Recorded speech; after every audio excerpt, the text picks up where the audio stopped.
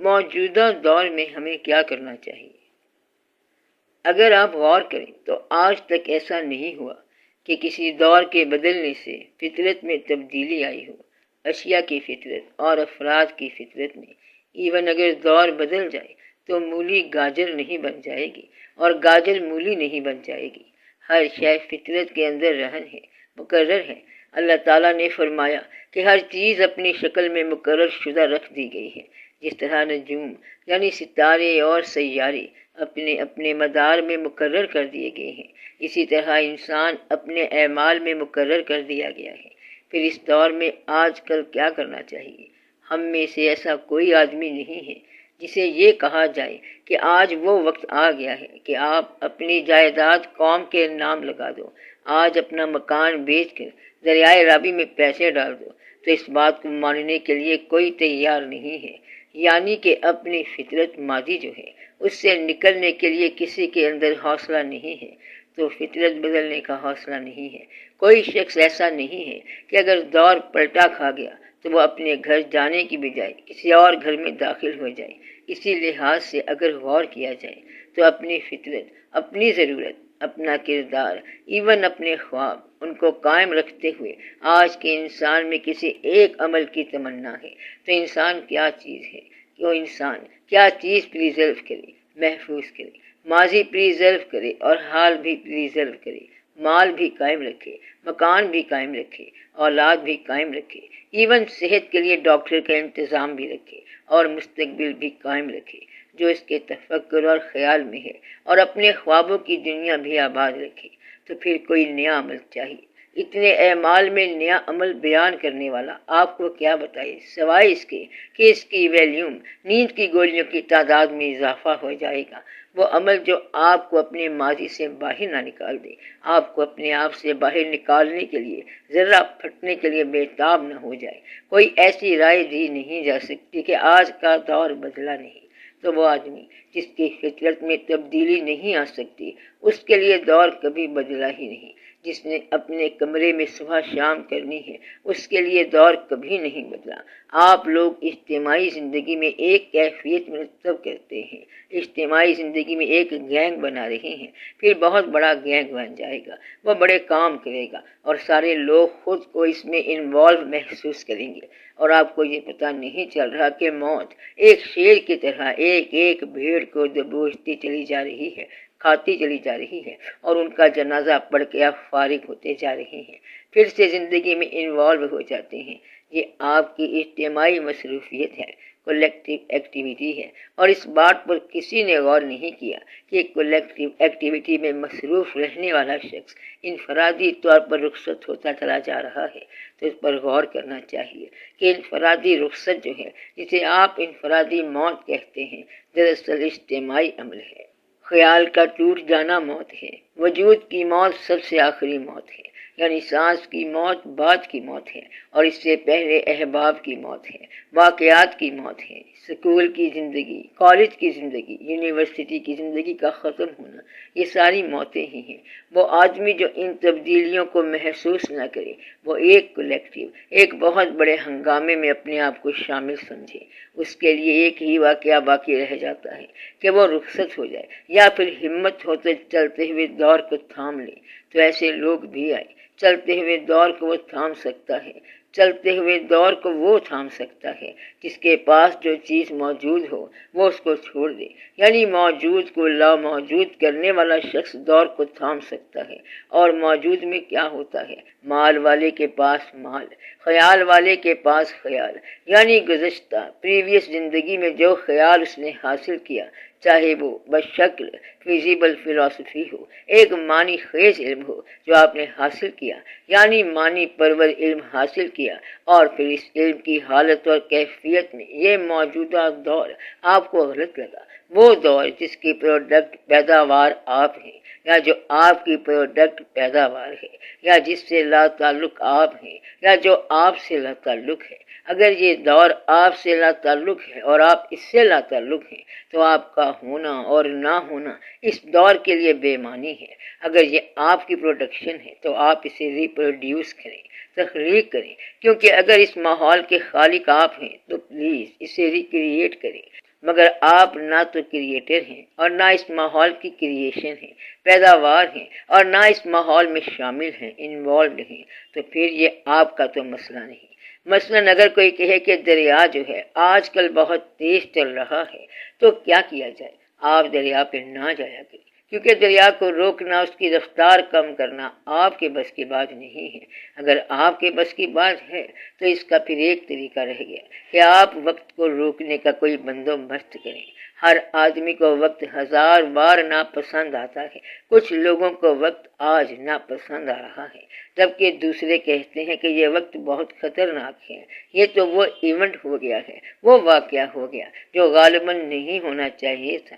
یہ تو تاریخ کا ناساز ترین واقعہ ہے۔ کسی کے لیے کوئی واقعہ اداس ہوگا اور کسی کے لیے کوئی دوسرا واقعہ اداس ہوگا۔ سوال اتنا ہے کہ کیا وقت کی رفتار روکی جا سکتی ہے؟ کیا حالات کنٹرول کرنے کی پاور موجود ہے؟ اگر تو پاور موجود ہے تو پھر میں یہ کہوں گا کہ اسے ایکسرسائز کرو، استعمال کرو، تو صرف یہ نہیں کہ موجودہ واقعے میں کریں، بلکہ جب بھی وقت کی گردش زمان و مکان آپ کے مزاج سے باہر جانے لگ جائے تو اسے پکڑ لو۔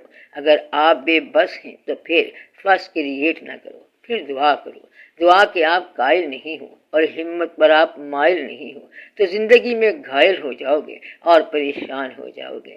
جس آدمی کو بات پکڑنے کی عادت ہو اور گفتگو کی عادت ہو تو وہ وقت کا مزاج پہچانتا ہے اور اس کو پتہ ہوتا ہے کہ وقت کہاں رکتا ہے۔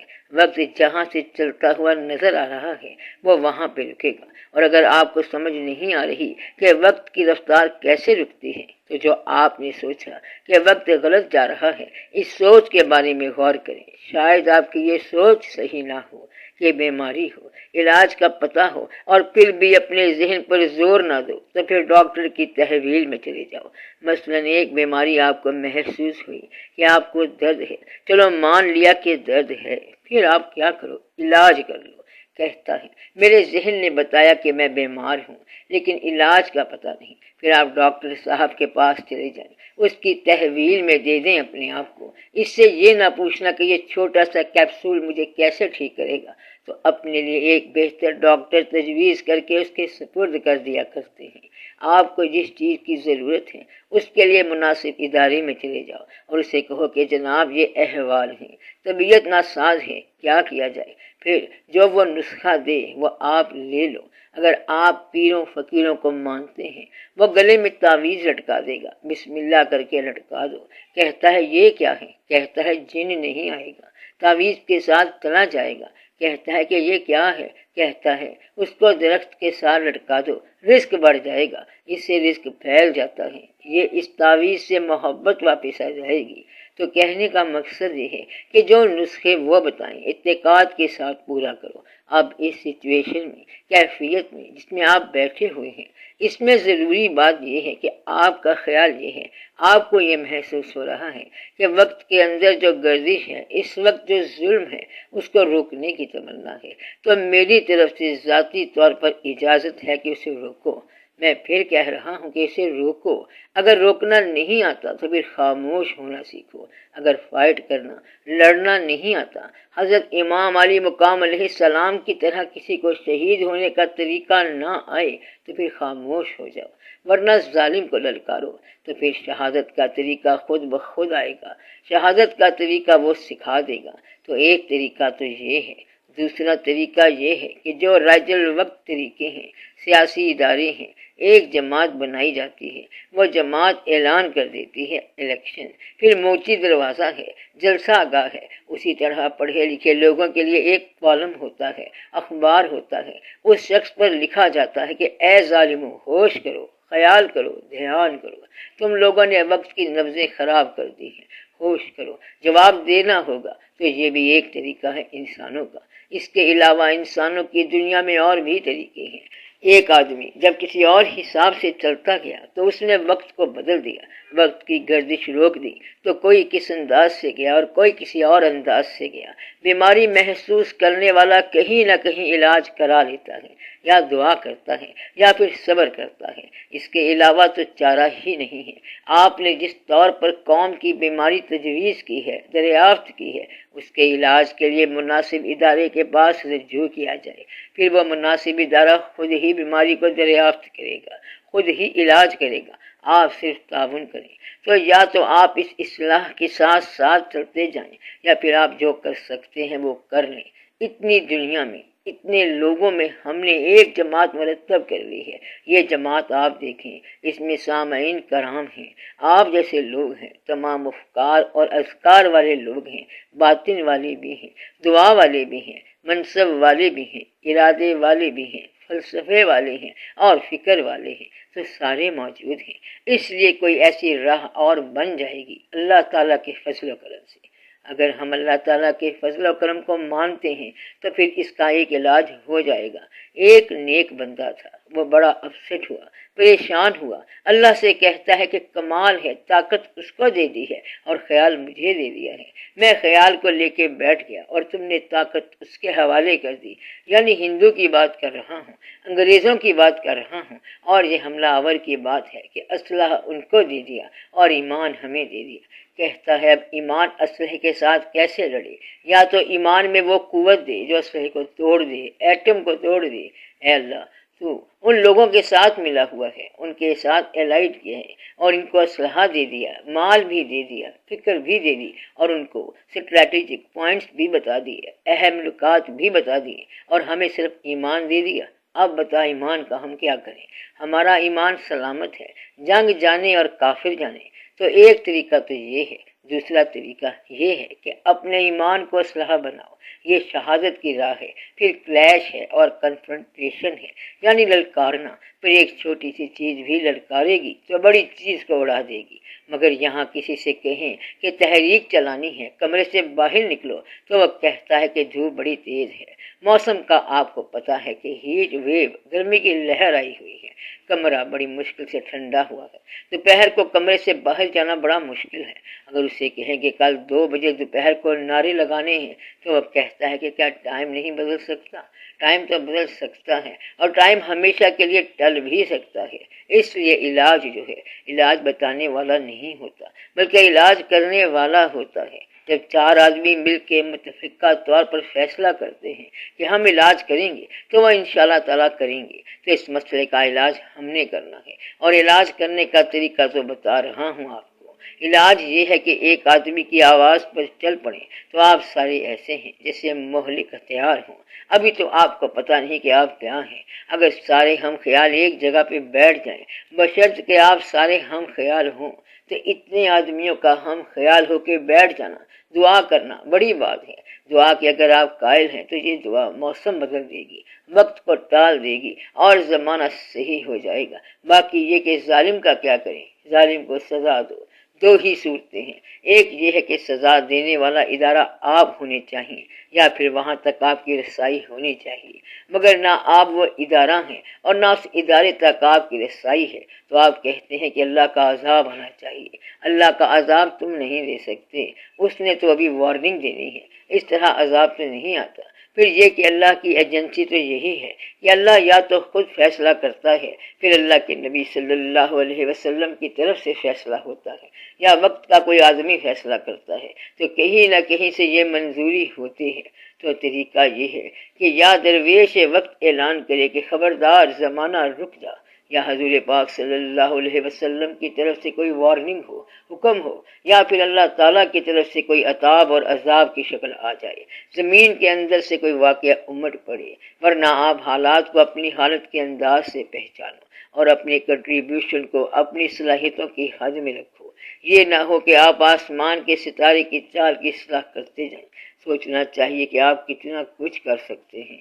وقت کی رفتار مثال دی جائے تو کون سے آدمی ہیں جو وقت کی رفتار کو بدلنے کے لیے جان قربان کرنے کو تیار ہیں؟ تو وہ آدمی ہونے چاہیے۔ کیونکہ آپ وہ آدمی نہیں ہیں، لہٰذا آپ سے ان کی آشنائی کس انداز سے ہو؟ تو تو وہ رہنمائی آپ تک کیسے پہنچے جبکہ آپ اس لائن میں نہیں ہیں؟ اگر آپ کہتے ہیں کہ آپ تک وہ بات آنی چاہیے تو آپ کس کیپیسٹی میں پوچھ رہے ہیں؟ کیا آپ اسپیکٹیٹر ہیں، تماشائی ہیں، تمنائی ہیں؟ اور اس وقت کو پہچاننے میں، ریڈ کرنے میں اور اس وقت کے تبدیل کرنے میں آپ کی کنٹریبیوشن، آپ کا حصہ کیا ہوگا اور آپ کی استعداد کیا ہوگی؟ وہ استعداد آپ کی طرف سے ہوگی یا مانگنے والے کی ضرورت کے مطابق ہوگی؟ تو سارے آدمی ایسی بات کہیں کہ ہم سے جو ہو سکا وہ کریں گے، جتنی بھی ہماری استعداد ہوگی، تو خود کو معالج کو ہینڈ اوور کریں، سپرد کریں۔ یہ اور طرح کا معالج ہے، ڈیفرنٹ معالج ہے۔ یہ وہ نہیں ہے کہ آپ کی مرضی سے علاج کریں اور جسے آپ کہیں کہ پہلے علاج اگر پسند آیا تو علاج کریں گے اور پسند نہیں آیا تو نہیں کریں گے۔ تو فیصلہ کرنا چاہیے آپ کو، آپ نے حکیم دریافت کرنا ہے۔ اب آپ کا مسئلہ بڑا آسان ہو گیا کہ وقت کی بیماری دور کرنے کے لیے کسی حکیم کی ضرورت ہے۔ اب آپ ویٹ کرو، انتظار کرو۔ اگر آپ کسی ماں سے پوچھیں کہ بچہ بیمار ہو تو ڈاکٹر کو کیسے تلاش کیا جاتا ہے، تو میرا خیال ہے آپ کو اس کے جواب کا پتہ چل سکتا ہے، پھر ہر ایک کو پتہ چل جاتا ہے۔ اگر کسی کو ذاتی تکلیف ہو تو اس کو معالج کا پتہ چل جاتا ہے۔ اگر زمین میں نقائص ہو جائیں تو پٹواری کے گھر چلے جاتے ہیں یا اسے گھر بلا لیتے ہیں۔ اسی طرح آپ کو پتہ چل جاتا ہے۔ وقت کی ضرورت جو ہے اس کو پہچاننے کے لیے آپ کے اندر اگر یہ خیال جاگزی ہو تو یہ باقی خیالوں سے بہتر ہے، پھر آپ کو اس کا جواب ضرور مل جائے گا۔ کوئی ایسی بیماری نہیں ہے جس کا علاج اللہ تعالیٰ نے پیدا نہ کیا ہو۔ اللہ تعالیٰ نے سب علاج پیدا فرمائے ہیں۔ اب آپ لوگوں کے دماغ جو ڈسٹرب ہو رہے ہیں یہ بے سبب نہیں بلکہ یہ علاج ہی مرتب ہو رہا ہے۔ یعنی اگر لوگوں کے ذہن میں تشویش پیدا ہو گئی، لوگوں کے ذہن پریشان ہونا شروع ہو گئے اور ایک کیفیت پیدا ہو گئی ہے تو یہ کیفیت بذات خود معالج کے وجود کو پیدا کر رہی ہے، تو اس معالج کی موجودگی خود بخود ہو جائے گی۔ پھر معالج کہے گا کہ آپ ہمارے ساتھ شامل ہو جاؤ، پھر ہم جانے اور ہمارا کام، ہم آپ کے کان میں وسپر کریں گے، بات کہہ دیں تو آپ ہماری بات ماننا۔ میں آپ کو صرف صلاح نہیں دے سکتا، رائے نہیں دے سکتا، بلکہ فیصلہ دے سکتا ہوں۔ فیصلہ میں اس کو دیتا ہوں جہاں پہلے میں اس کو قبول کرنے والا بناتا ہوں۔ میں آپ کو یہ ایک طریقہ واردات بتا رہا ہوں کہ قبول کرنے والا مزاج میں پہلے بناتا ہوں اور فیصلہ میں بعد میں دیتا ہوں۔ اگر آپ کا مزاج ایسا ہے، قبول کرنے والا ہے، تو میں فیصلہ آپ کو سنا دیتا ہوں، ہم آپ کو بتا دیں گے۔ جب بھی آپ قبول کرنے والے ہوئے، ابھی تک تو نہیں ہوئے، تو پھر آپ ویٹ کرو۔ اب فیصلہ یہ ہو گیا کہ جو قبول نہیں کر رہا اس کو ہم قبول نہیں کر رہے، اور جس کو قبول نہیں کر رہے اس کو پھر علاج نہیں بتا رہے۔ تو یہاں تک تو پوزیشن کلیئر ہو گئی۔ اب میرے ذمے کوئی کام نہیں رہ گیا اور بال آپ کے کورٹ میں واپس چلا گیا۔ اب آپ کا سوال کیا رہ گیا؟ آپ کہیں گے کہ میں نے تو گزارش کی تھی کہ ہم کیا کریں۔ میں یہ کہہ رہا ہوں میرے پاس تو فیصلہ قبول کرنے والے لوگ ہیں اور یہ میری اطاعت کی بات ہے اور یہ کہنا ماننے والے لوگ ہیں۔ جو شخص یہ کہے کہ میں آپ سے دوستانہ رکھنا چاہتا ہوں تو میں کہوں گا کہ آپ کے ساتھ میرا دوستانہ ہے، مگر جو علاج کے لیے آئے اسے میں کہوں گا کہ علاج کے لیے کلینک میں داخل ہو جائیں۔ تو یہاں حل اور طرح کا ہے۔ ایک کہانی سناتا ہوں۔ ایک پیر صاحب تھے، انہوں نے اپنے بیٹے کی تعلیم کے لیے اسے اپنے خلیفہ کے پاس بھیجا کہ اس کی تربیت کرو۔ صاحبزادہ صاحب چلے گئے، وہاں گئے تو خلیفہ صاحب نے بڑی عزت کی کہ بسم اللہ، پیر صاحب کا بیٹا کیا آیا کہ پیر صاحب ہی آ گئے۔ اس نے کہا کہ مجھے ابا جی نے بھیجا ہے کہ میں آپ سے علم حاصل کروں۔ تو خلیفہ صاحب نے کہا آپ نیچے بیٹھ جاؤ، جس طرح ہم نے علم حاصل کیا ہے ہم اسی طرح تمہیں دیں گے۔ پھر اسے باہر بٹھا دیا اور کہا کہ تم سے بعد میں بات کریں گے، تمہارے ساتھ کل بات ہوگی۔ جس طرح دوسرے لوگ لنگر کھا رہے ہیں اسی طرح لنگر سے کھانا کھاؤ۔ تو اگر پیر زیادہ بن کے آنا ہے تو عزت ہے، ادب ہے، اور اگر طالب علم بن کے آنا ہے تو جو سب کے ساتھ ہوگا وہی تیرے ساتھ ہوگا۔ تو بات یہ ہے کہ اگر آپ نے دوست بن کے آنا ہے تو بسم اللہ، جو آپ کہو ہم ماننے کے لیے تیار ہیں۔ ہم دوستوں کے بڑے دوست ہیں، لیکن اس وقت ہم دوسرے فنکشن میں ہیں۔ اگر آپ نے مجھ سے دوستی کا تعلق رکھنا ہے تو ہم آپ کو دوست اور محترم سمجھتے ہیں۔ یہ تو ہوئی بات دوستانہ بات، رہ گئی نیاز مندی تو یہ شعبہ اور ہے۔ آپ دعا کریں کہ ملک کے حالات بہتر ہو جائیں، آپ کے ذاتی حالات بہتر ہو جائیں، انسان نجات پا جائے، یہ زندگی اور اگلی زندگی بہتر ہو جائے۔ باقی یہ کہ اللہ کا کام تو چلتا ہی رہتا ہے، آپ کے لیے یہ نصیحت ہے کہ جہاں آپ عمل کر سکتے ہیں عمل کریں، اور جہاں آپ دعا کر سکتے ہیں وہاں دعا کریں، تو جہاں جو کر سکتے ہیں وہ کریں۔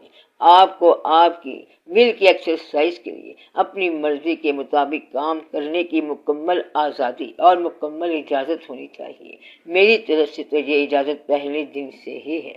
باقی جو لوگ ہمارے پابند ہو جاتے ہیں، ہم ان کے ساتھ پھر راز کی بات کر دیتے ہیں۔ وہ جب پوچھتے ہیں تو پھر میں اس کو بتاتا ہوں، اور اس کا اصول اور ہے، رول آف دا گیم ہے۔ اس گیم کے اور اصول ہیں۔ ایک دفعہ میں بے تاب ہو گیا تو میں نے ایک آدمی سے پوچھا جو اس گیم کو جاننے والا تھا۔ میں نے پوچھا کہ یہ سب کیا ہے اور اب کیا ہوگا؟ اس نے بڑے آرام سے کہا، ہم سے زیادہ بے تاب ہے تو میں بات سمجھ گیا۔ پھر بولے، اتنا کچھ ہم جانتے ہیں اور تم سے زیادہ جانتے ہیں، اور ہم سے تو زیادہ بے تاب ہے، تو سب خراب کر دے گا۔ اب یہ دیکھ کہ کیا کیا چیز ہے جو تیری نگاہ سے اوجھل ہے، کتنے اور واقعات بھی ہو رہے ہیں، لیکن تمہیں ہونے والے یہ واقعات نظر آ رہے ہیں، اور جہاں دوسرے واقعات ہو رہے ہیں وہ تو تمہیں نظر نہیں آ رہے۔ تو یہ بڑا کوریلیٹڈ افیئر ہوتا ہے، بڑے مربوط معاملے ہوتے ہیں۔ ایک سائڈ نظر آتی ہے مگر پورے کا پورا نظام عالم بدلتا ہے۔ تو آپ لوگوں کے لیے یہ نظام عالم کی نوید ہے، اور یہ کوئی چھوٹی سی بات نہیں ہے۔ ویسے آپ لوگ اپنی تسلی کے لیے اس کا تجربہ کر لیں کہ یہ کیا ہے۔ ہماری حکومت سے جو لوگ معزول ہوئے، ان لوگوں کو کچھ کرنے کی ہمت ہی نہیں، اور نہ ان کی ذاتی زندگی میں کوئی فرق پڑا۔ انہوں نے کھایا، انہوں نے کمایا، پھر ان کو ایک اشارے سے ایک طرف کر دیا گیا۔ آپ کہتے ہیں کہ بڑا ظلم ہوا۔ یہ کیسے مظلوم ہیں کہ ان میں سے کوئی بھی نہ بولے اور آپ بولیں؟ آپ کس کی داد میں اور کس کی فریاد میں بولیں گے؟ آپ کے لیے تو کل بھی یہ جائز نہیں تھا اور آج بھی یہ جائز نہیں ہے۔ ہمارے لیے تو کل بھی یہ اسلام نہیں تھا اور آج بھی یہ اسلام نہیں ہے۔ کل بھی یہ روا نہیں تھا اور آج بھی روا نہیں ہے۔ تو ہمارے لیے تو کوئی نئی بات ہوئی ہی نہیں۔ جیسے کل تھا ویسے ہی آج ہے، اور جن کے ساتھ یہ نئی بات ہوئی ہے انہیں کیا ہو گیا؟ وہ بولتے کیوں نہیں؟ ان میں سے کوئی نہیں بول سکتا، تو لازمی بات ہے some thing wrong, seriously wrong some where. تو کہیں نہ کہیں کچھ غلط ضرور ہے۔ میں یہ کہتا ہوں ایک آدمی کی کرپشن کی بات نہیں، بلکہ جنہوں نے بہت زیادہ مال کھایا وہ بھی محفوظ اور قائم ہیں۔ اس کا مطلب یہ ہے کہ ان کا وقت اپنی پوری کامیابیوں کے ساتھ موجود ہے، ان کا پورے کا پورا وقت قائم ہے، اور اپاتھی بڑھتی جا رہی ہے، اور وہ ایک وقت گزرنے کے بعد اپنے منطقی نتیجے پر نہیں پہنچتی۔ یعنی قوم کے اندر بے حسی اپنی جگہ موجود ہے، اور جسے آپ علم کہہ رہے ہیں یہ ایک میٹھا درد ہے، قوم کے اندر موجود ہے۔ قوم کے اندر لالچ کی صورت میں آج بھی لوگوں کے ذہن میں کوئی پروگرام ہوگا کہ بزنس کہاں ہو، کاروبار کیسا ہو۔ بے شمار لوگوں کی بے شمار ایکٹیویٹی ہے۔ قوم جو ہے غالباً یہ کسی کے ذہن میں ترجیح کے طور پر نہیں ہے، کسی کے فکر میں یہ بات نہیں آ رہی ہے کہ قوم کیا ہے۔ قوم جو ہے الگ الگ ہو رہی ہے، اور اس قوم کے اندر وحدت ابھی تک ہے ہی نہیں۔ آپ کسی ایک سے پوچھیں تو ایک ادارہ کچھ اور کہہ رہا ہے اور دوسرا کچھ اور کہہ رہا ہے۔ اگر آپ رسپانسبلٹی کی بات کریں، ذمہ داری کی بات کریں، تو تمام صاحبان کے آپس میں الگ الگ بیان ہے، جس سے قوم کو اسلام کے بارے میں تشویش ہے کہ کیا کیا جائے۔ ہر آدمی ایک انبار لگا کے بیٹھا ہے اور کہتا ہے میرے پاس آؤ، صداقت ہمارے پاس ہے۔ تو ہر آدمی کہہ رہا ہے کہ صداقت ہمارے پاس ہے، اور عام آدمی کامن مین جو ہے وہ کچھ حاصل کیے بغیر ہی گھر واپس آ جاتا ہے، کیونکہ اتنی صداقتیں ہیں کہ وہ کرے کیا۔ لہٰذا علماء صاحبان اتفاق کر لیں، تھوڑی دیر کے لیے ہی اجتماع کر لیں تو پھر ایک واقعہ بن جائے گا، اور مشائخ کرام اتفاق کر لیں تو ایک واقعہ بن جائے گا۔ علماء اور مشائخ اکٹھے ہو جائیں تو ایک واقعہ بن جائے گا۔ تمام سیاستدان وقتی طور پر اکٹھے ہو جائیں اور کہیں کہ ایک آدمی کو ہم مان لیتے ہیں اور چل پڑیں تو ایک واقعہ بن جائے گا۔ آپ لوگ یہاں بیٹھے ہوئے ہیں تو سب ایک خاص قسم کے لوگ ہیں۔ یہاں پر سب اپنے ذہن کو انلائٹن کرتے ہیں، روشن کرتے ہیں، اور زندگی کے کربناکیوں اور اذیتوں سے نکل آتے ہیں۔ مگر جن لوگوں کا کام سیاست ہے وہ اتفاق نہیں کرتے، تو کہتے ہیں کہ کسی شخص کے پاس جو طاقت ہو اس کو یہ نہ دیکھو کہ اس کے پاس اپنی طاقت ہے، بلکہ یہ دیکھو کہ دشمن کی طاقت دراصل دوستوں کی کمزوری کا نام ہے۔ جب دوست ہی نہ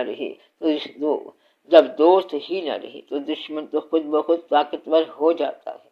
میں نے پہلے بھی آپ کو بتایا تھا کہ یہ سیزر کا واقعہ ہے۔ اس وقت سیزر کا اتنا بڑا امیج تھا کہ سارے کہتے تھے کہ یہ کوئی دیوتا ہے، کائنات کا بادشاہ ہے۔ تو کسی نے کہا کہ سیزر انسان ہی ہے، اس سے اتنا ڈرا نہ کرو۔ ایک مرتبہ یہ دریا میں ڈوبنے بھی لگ گیا تھا، تو اس کا اتنا بڑا دبدبا تھا کہ کوئی آدمی اس کے خلاف بولنے کو خدا کے خلاف بولنا سمجھتا تھا۔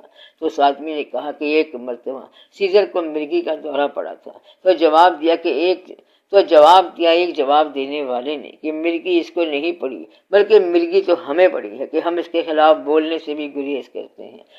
تو اگر سیاست سے بلانگ کرنے والوں، تعلق رکھنے والوں میں جذبہ اور جرت نہ ہو، تو پھر جو بھی فاسق و فاجر ہو اس کو پرپیچویشن مل جاتی ہے، تقویت مل جاتی ہے۔ ظلم کی پرپیچویشن جو ہے، تقویت جو ہے، مظلوم کی خاموشی ہے، بلکہ مظلوم کو اب ظلم عزیز ہونے لگ گیا ہے۔ مظلوم ہونے کے ساتھ نہ صرف سمجھوتا کر لیا ہے، کمپرومائز کر لیا ہے، بلکہ اس کو ظلم سے پلیئر خوشی ہو رہی ہے۔ بعض اوقات ایسا ہوتا ہے کہ انسان زخم کو انجوائے کرتا ہے، لطف اٹھاتا ہے۔ بعض اوقات زہر پینے کو انجوائے کرتا ہے، بعض اوقات زہر سے بھی لذت ملنی شروع ہو جاتی ہے۔ اس طرح بے خانماں برباد رہنے کی بھی لذت ہوتی ہے۔ نشیمن سینکڑوں میں نے بنا کر پھونک ڈالے ہیں۔ کچھ لوگوں کے اندر یہ بات ہوتی ہے کہ وہ مظلوم ہونے کو بھی گوارا کرتے رہتے ہیں، بلکہ ہمیشہ انجوائے کرتے ہیں، لطف اٹھاتے ہیں۔ ابھی اس قوم کو رد نہیں کرتے، بلکہ اس قوم کے لیے دعا کرتے ہیں، اس کی عاقبت کے لیے دعا کرتے ہیں اور ملک کے لیے دعا کرتے ہیں۔ آپ میرے ساتھ اتنا وعدہ کر لیں کہ آپ اپنی اپنی حد میں، ڈومین میں اتنے سنسیئر مخلص ہو جائیں گے جتنا آپ کسی ہیڈ آف اسٹیٹ، ملک کے صدر کے ساتھ سنسیئر مخلص ہوتے ہیں۔ جتنا کسی کو سنسیئر اور خلوص دیکھنا چاہتے ہیں تو آپ اپنی ڈومین میں، حد میں اس سے سنسیئر ہو جائیں۔ اللہ جب آپ سے پوچھے گا کہ تم نے کیا کیا، تو کہنا کہ ہم سورج تو نہیں بنا سکے، بس ہم نے ایک جگنو کی روشنی کا کام کیا۔ سورج بننا آپ کے لیے ممکن نہیں ہے، اس لیے یہ نیکی بدی، سیاست، زندگی، مال، دولت، یہ ساری کی ساری ایکٹیویٹی جو ہے یہ آنسریبل ہے، جواب دہ ہے۔ آپ میری ایک بات وارننگ کے طور پر سن لیں۔ آنسریبلٹی، آپ لوگوں کے عمل کی جواب دہی آپ لوگوں کے اپنے سامنے نہیں ہے، اپنے ذہن کے سامنے نہیں ہے۔ جواب دہی، آنسریبلٹی اللہ کے سامنے ہے، اور ذہن جو ہے وہ حجاب کے طور پر اللہ اور آپ کے درمیان کھڑا ہے۔ لہٰذا ذہن کو آپ درمیان سے نکال دیں تو جواب دہی آپ کی ذہن کے سامنے ہے، بلکہ اللہ کے سامنے ہے۔ تو جواب دہی آپ کی ذہن کے سامنے نہیں، بلکہ اللہ کے سامنے ہے، اور اللہ کے سامنے اتنی ہے جتنی آپ کی استعداد میں ہے۔ استعداد تھوڑی ہے تو اگر آپ زیادہ کوشش کرو گے تو آپ اپنے آپ کو ہلاک کر ڈالو گے۔ کوئی آدمی اللہ تعالیٰ کی طرف سے دوسرے کے اعمال کا آنسریبل نہیں ہے، جواب دہ نہیں ہے۔ No man will never be questioned for the action of others۔ تو کوئی آدمی دوسرے کے عمل کا جواب دہ نہیں ہو سکتا، کیونکہ وہ دوسرے کا عمل ہے، دوسرے کا ایکشن ہے، دوسرے کا دین خراب ہو رہا ہے، اور آپ اپنے دین کو سنواریں۔ ایک دفعہ کسی نے سوال کیا تھا کہ جہاں کوئی مردار ہوتا ہے تو وہاں گرد کیسے پہنچ جاتا ہے، لیکن اگر یہ پتہ چل جائے کہ مردار میں تھوڑی سی جان باقی ہے تو وہاں مسیحا کو بھی جانے کی اجازت ہے کہ شاید کام بن جائے۔ اس کا دار و مدار انٹینشن پر، نیت پر ہے۔ تو اے صاحبان عقل، تمہاری عقل قوم کے کام آنی چاہیے۔ اے صاحبان مال، تمہارا مال قوم کے کام آنا چاہیے۔ اے صاحبان سیاست، تمہاری سیاست قوم کے کام آنی چاہیے۔ اے صاحبان جاگیر، آپ کی جاگیر قوم کے کام آنی چاہیے۔ تو آپ کے پاس جو کچھ ہے وہ قوم کے کام آنا چاہیے۔ تو ہمارے پاس جو دولت ہے، ہم یہ کہیں کہ یا رب العالمین اس کو قوم کے فائدے کے لیے استعمال کرنے کی توفیق عطا فرما، اور اپنے آپ سے باہر جانا یہ پہلی بغاوت ہے، پہلا ستم ہے۔ بزرگ یہ بتاتے ہیں کہ ظالم وہ انسان ہے جو کسی چیز سے اس کی کیپیسٹی سے، صلاحیت سے زیادہ کام لے، کسی چیز سے اس کی فطرت کے علاوہ کام لے۔ دوسری بات یہ ہے کہ ظالم وہ بھی ہے کہ جس کے پاس کچھ نہ ہو اور وہ بیان کرے کہ اس کے پاس ہے، یعنی جو چیز نہیں ہے اس کا ہونا ظاہر کرے تو وہ ظالم ہے، اور جس کے پاس جو چیز ہے اس کا نہ ہونا بیان کرے وہ بھی ظالم ہے۔ یعنی جو مخفی رکھے ظاہر کو اور ظاہر کرے مخفی کو، وہ ظالم ہے۔ اگر اللہ تعالیٰ نے آپ کو عرفان نہیں دیا، اللہ کی مرضی جس کو دے، اگر وہ کہتا ہے کہ صاحبان میرے پاس عرفان کی دولت آئی ہے اور اس نے کسی کتاب سے فقرہ پڑھ کے بول دیا، اب یہ آدمی ظالم ہے جو عرفان رکھتا نہیں ہے مگر ظاہر کرتا ہے۔ یہ ظلم اپنے آپ پر بھی ہے اور لوگوں پر بھی ہے۔ یہ آدمی انشاءاللہ تعالیٰ اپنی عبرت کو پہنچے گا۔ کون؟ جو ایسی چیز بیان کر رہا ہے جو ایگزسٹ نہیں کرتی، موجود نہیں ہے۔ اگر ایک آدمی ہیڈ آف دا اسٹیٹ ہے، سربراہ ملکت ہے، سربراہ مملکت ہے، اور کہتا ہے کہ اے میری قوم، مظلوم قوم، میں تمہیں کنارے پر لے جانا چاہتا ہوں، مگر اس کی نیت یہ نہیں ہے، تو وہ ظالم ہے اور عبرت کو پہنچے گا۔ اسی طرح ایک آدمی کہتا ہے کہ صاحبان میرے پاس تمہارے لیے عرفان کی دولت ہے، مگر اس کے پاس نہیں ہے، تو یہ آدمی ظالم ہے اور وہ اپنی عبرت کو پہنچے گا۔ ایک آدمی کہتا ہے کہ میرے پاس دین کا علم ہے اور علم اس کے پاس لا دینیت ہے، تو وہ ظالم ہے اور عبرت کو پہنچے گا۔ کسی حقیقت کو چھپانے والا شاید بچ جائے، لیکن غلط مقام بیان کرنے والا مشکل سے بچے گا۔ تو وہ غریب جو دولت مند ہو کے سامنے آ رہا ہے، وہ جاہل جو عقل مند بن کر سامنے آ رہا ہے، اور وہ کمزور جو طاقتور بن کے آ رہا ہے، یہ سارے کے سارے ظالم ہیں۔ ظالموں کے یہ شعبے بھی غور کرنے والے ہیں، لہٰذا آپ وہ بات نہ کریں جس کا آپ کو عرفان نہیں ہے۔ دو انسانوں کو اللہ تعالیٰ نے بادشاہی دی، یہ دو قسمیں ہیں، یہ دو کیٹیگریز آپ کو بتا رہا ہوں۔ ایک وہ جس کو اللہ نے چاہا، پسند کیا اور اس کو بادشاہت سے نوازا، اور دوسرا ایک وہ جس کے لیے اس نے عبرت تجویز کی اور اس کو بادشاہی دی۔ ایسی بادشاہی جو عبرت اور عذاب ہے، یہ اللہ تعالیٰ کا فرمان ہے۔ اللہ کیسے معزول کرتا ہے؟ معزول کرنا مذموم کرنا ہے۔ اب یہ ہے بادشاہت کا حال، جو کہ ایک کنٹریوینس ہے اللہ کے نزدیک، جس کے اعمال میں حسن اور خوبی ہے، اس کو کبھی کبھی دانائی کی دولت اور بادشاہت سے نواز دیتا ہے۔ بادشاہت کا مطلب ہوتا ہے اس کی رعایا، عوام اس کے چاہنے والے، اس کے ماننے والے، اس کا جن پر حکم نافذ ہو۔ آج سے کچھ عرصہ پہلے، بہت عرصہ پہلے، ایک زندہ انسان تھا جو لاہور میں موجود تھا، اور اس کے بعد تھوڑے عرصے بعد مزار بن گیا۔ اب مزار کو تو کوئی حق نہیں ہے کہ زندہ انسانوں پر رول کرتا جائے، حکومت کرتا جائے، مگر یہی بادشاہت ہے۔ حکومتیں تو بدلتی رہتی ہیں، مگر ان کی بادشاہی نہیں بدلتی۔ اس بادشاہت کا کوئی نام رکھ دو، غریب نواز رکھ لو یا داتا صاحب رکھ لو، یہ ایک بادشاہت ہے۔ اللہ تعالیٰ کی طرف سے عزت اور چرچا ہے۔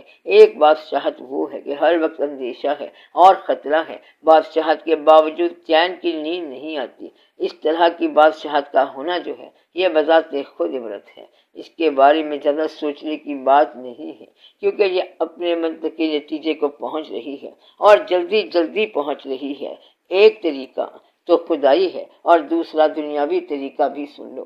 وہ شخص جو کسی طور پر اپنی کسی ضرورت کے ماتحت اپنے کسی پرانے دوست کو ترک کرنے کی مجبوری میں آ جائے، سمجھو کہ وہ بربادی کے آغاز میں آ گیا۔ اس فکرے کو دوبارہ کہنے کی ضرورت نہیں ہے، پھر بھی آپ لوگ ضرور سن لو کہ وہ شخص جو کسی موجود ضرورت کی بنیاد پر، حال کی ضرورت کی بنیاد پر، ماضی کے دوستوں کو ترک کرنے پر مجبور ہو جائے، تو حال کی ضرورت جو ہے وہ اس کے لیے عذاب ہے۔ ہر وہ آدمی جو ضرورتوں کے وقت محبتوں کو ترک کر دیتا ہے، وہ آدمی کبھی وفاداری نہیں پائے گا اور ہمیشہ عذاب میں رہے گا۔ وہ شخص جس نے دوستی کو ظلم کر کے ساتھ ترک کر دیا، وہ شخص جس نے محبتوں کے ساتھ وفا نہ کی، وہ شخص جس نے محبتوں کو نظر انداز کر دیا، وہ شخص جس نے محبتوں کو ترک کر دیا، اس کی بادشاہت پر بھی عذاب ہے۔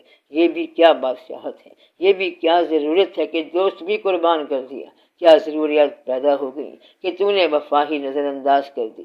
ہمارا شعبہ ہی اور ہے، ہم وفا کے دعوے دار ہیں، محبتوں کے ہم تمنائی ہیں اور ہم وفاداریوں کے قائل ہیں۔ رہ گئی ضرورت تو ضرورت کیا اور اس کا پورا ہونا کیا۔ سکندر اعظم ایک مرتبہ چلا جا رہا تھا۔ ایک فقیر کہتا ہے کہ کدھر جا رہا ہے؟ کہتا ہے دنیا پر حکومت کرنی ہے، دنیا کو کنٹرول کرنا ہے، دنیا کو فتح کرنا ہے۔ فقیر نے کہا دیکھو، یہ پردیس میں اپنی لاوارث قبر بنانے جا رہا ہے۔ لاوارث کون ہوتا ہے؟ جو اپنے وارثوں کو چھوڑ دے، جو دوستوں سے لا تعلق ہو جائے، اتنا خود پسند اور خود فریب کہ جس شخص کو اپنے دوستوں سے دغا کرنے میں ذرا دیر نہ لگے۔ اب ایک اور پوائنٹ بھی زیر غور آ جائے کہ جب کبھی آپ یہ دیکھو کہ ملک کی بات ہو رہی ہے تو آپ کہیں کہ کشتی آپ کی ہے، یہ ملک آپ کا ہے، تو ملک ہے وفادار کا، سنسیئر انسان کا۔ ایک دفعہ پوچھا کسی نے کسی سے کہ ملک میں شاعر کا مقام بہتر ہوتا ہے کہ سپاہی کا، ادیب کا بہتر ہوتا ہے کہ سپاہی کا بہتر ہوتا ہے، مہذب انسان بہتر ہوتا ہے کہ سپاہی بہتر ہوتا ہے؟ تو اس نے کہا کہ سپاہی کا کام ہے ملک کو بچانا، لیکن جب ملک میں مہذب نہ ہو تو اس ملک میں بچانے والی شے ہی کیا ہے؟ سپاہی بچائے گا کس کو جب مہذب انسان ہی نہ رہ گئے؟ مطلب یہ ہے کہ اگر تمہارے پاس کوئی قابل بچا ہی نہیں تو تمہارے پاس کچھ نہ رہ گیا، پھر تم نے کنٹرول کسے کرنا ہے؟ اس لیے بارڈر تو اس وقت کنٹرول کیے جاتے ہیں جب ان کے اندر دفاع کرنے کا خفیہ خزانہ اور محبت نامہ ہو۔ تمہارے دلوں سے تو محبت اتر چکی ہے، اب تمہیں بچانا کیا اور نہ بچانا کیا، اس کی ضرورت کیا اور ایمرجنسی کیا؟ پھر یہ دیکھو کہ جب آپ کی کشتی میں کوئی دیوانہ سوراخ کرنے کے لیے تیار ہو جائے تو آپ کا کام ہے کہ کشتی میں جنگ کرو اور اسے بچاؤ۔ ناؤ از دا ٹائم، وقت ایسا ہے کہ آپ دیوانہ ہو کے وار پر جاؤ، جنگ پہ جاؤ، ورنہ آپ کی نسلیں کسی اور ملک میں ڈوبیں گی۔ یعنی کہ سورج نکلا کسی اور ملک میں اور ڈوبا کسی اور ملک میں۔ میں آپ کو صحیح بات بتا رہا ہوں، اس کو آپ لوگ غور سے سن لیں، اپنی وراثتوں میں لکھ جاؤ اور کتابوں میں لکھ جاؤ۔ اگر اب کوئی غلطی ہو گئی تو پھر یہ نہیں کہہ سکتے کہ شام کہاں بسر ہوگی اور دن کہاں بسر ہوگا۔ یہ جو جائیدادوں کے چکر آپ کے ذہن میں پڑے ہوئے ہیں، یہ سب کچھ یہیں رہ جائے گا۔ اس لیے اب ایک ایسا وقت ہے کہ سمجھ جاؤ آپ اپنے انداز سے کام کر رہے ہیں اور لوگ اس کے برعکس کام کر رہے ہیں۔ اس کے ساتھ آپ کو یقین رکھنا چاہیے کہ آپ اکیلے نہیں ہیں اور آپ کا یہ خیال اکیلا نہیں ہے، اس کے آگے پیچھے بھی بہت سارا عمل ہو رہا ہے۔ بہرحال یہ ایک بات ضروری ہے کہ ہر آدمی اپنے اپنے فیلڈ میں مستعد ہو جائے۔ اگر کوئی پانی آ رہا ہے تو آپ اسے کسی ایسے مقام پر روک لیں، دروازے سے نہیں روک سکتے تو چھت کا سوراخ بند کر دو، کچھ نہ کچھ کرو۔ آپ لوگ میرے ساتھ وعدہ کرو کہ آپ کنٹری کے لیے، ملک کے لیے دعا کریں گے۔ ایک آئیڈیل زندگی میں ساری بے ایمانی ہے، لیکن صداقت کی زندگی بسر کرنے کا آغاز تو کریں، تو انشاءاللہ تعالی حالات بہتر ہونے کی امید ہو سکتی ہے۔ ورنہ مالک تو پھر وہ ہے۔ تمہارے پاس زبان ہے، اس کو استعمال کرو، نگاہ کو استعمال کرو، فکر کو استعمال کرو، درد کو استعمال کرو، یعنی تیرے سینے میں جو دل ہے اس کو استعمال کرو، جو بھی چیز ہے اس کو استعمال کرو۔ اب یہ لفظ استعمال نہ کرنا کہ میں نے تو ایک کام کر لیا تھا کہ میں خودکشی کر کے آ گیا کیونکہ حالات بڑے خراب تھے۔ تو یہ تو کوئی بات نہیں ہے کہ حالات خراب تھے۔ جو چیز تیرے پاس صلاحیت کی شکل میں ہے اسے ایکسرسائز کرو، استعمال کرو، تو سونے والے جاگنا شروع کر دیں گے اور رونے والے ہنسنا شروع کر دیں گے۔ تو گھر سے باہر نکل کے غور کرو اور کسی کے ساتھ کوئی نیکی کنٹریبیوٹ کرو، کسی خیال پہ غور کرو، شاید یہ بلا ٹل جائے۔ جس طرح آپ اپنے گھروں سے بلا کو درود سے نکالتے ہیں، سلام سے نکالتے ہیں، اس کے لیے بڑے بڑے کلام پڑھتے رہتے ہیں، اسی طرح ملک کی وبا کو بھی آزاد کرو۔ یہ ابتلا کا وقت ہے، وقت میں کچھ نہیں رہا، وقت میں کچھ بھی نہیں رہا، وقت اسی طرح چل رہا ہے، لیکن ابتلا کا وقت ہے۔ یہ اس لیے ابتلا کا وقت ہے کہ آپ جیسے لوگوں کی طبیعتیں اداس ہو گئی ہیں۔ مجھے افسوس اس لیے ہو رہا ہے، مجھے تاریخ میں کچھ نہیں لگا۔ ایک شخص آج بادشاہ ہے، وہ کل بھی بادشاہ تھا، میں ان کو نہیں جانتا، میں نے تو آپ لوگوں کو دیکھا ہے اور آپ مجھے اداس نظر آ رہے ہیں۔